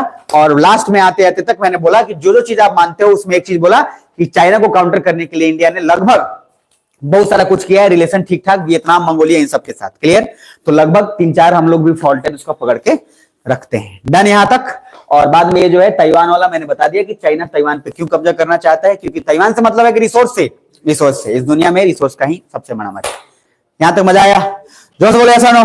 तो सर यहीं तक रखते हैं, बाकी हम लोग करंट अफेयर्स और उसके आगे का पार्ट शुरुआत करेंगे, ठीक है जी। तो चलो कल मिलते हैं, कल कंटिन्यू करते हैं।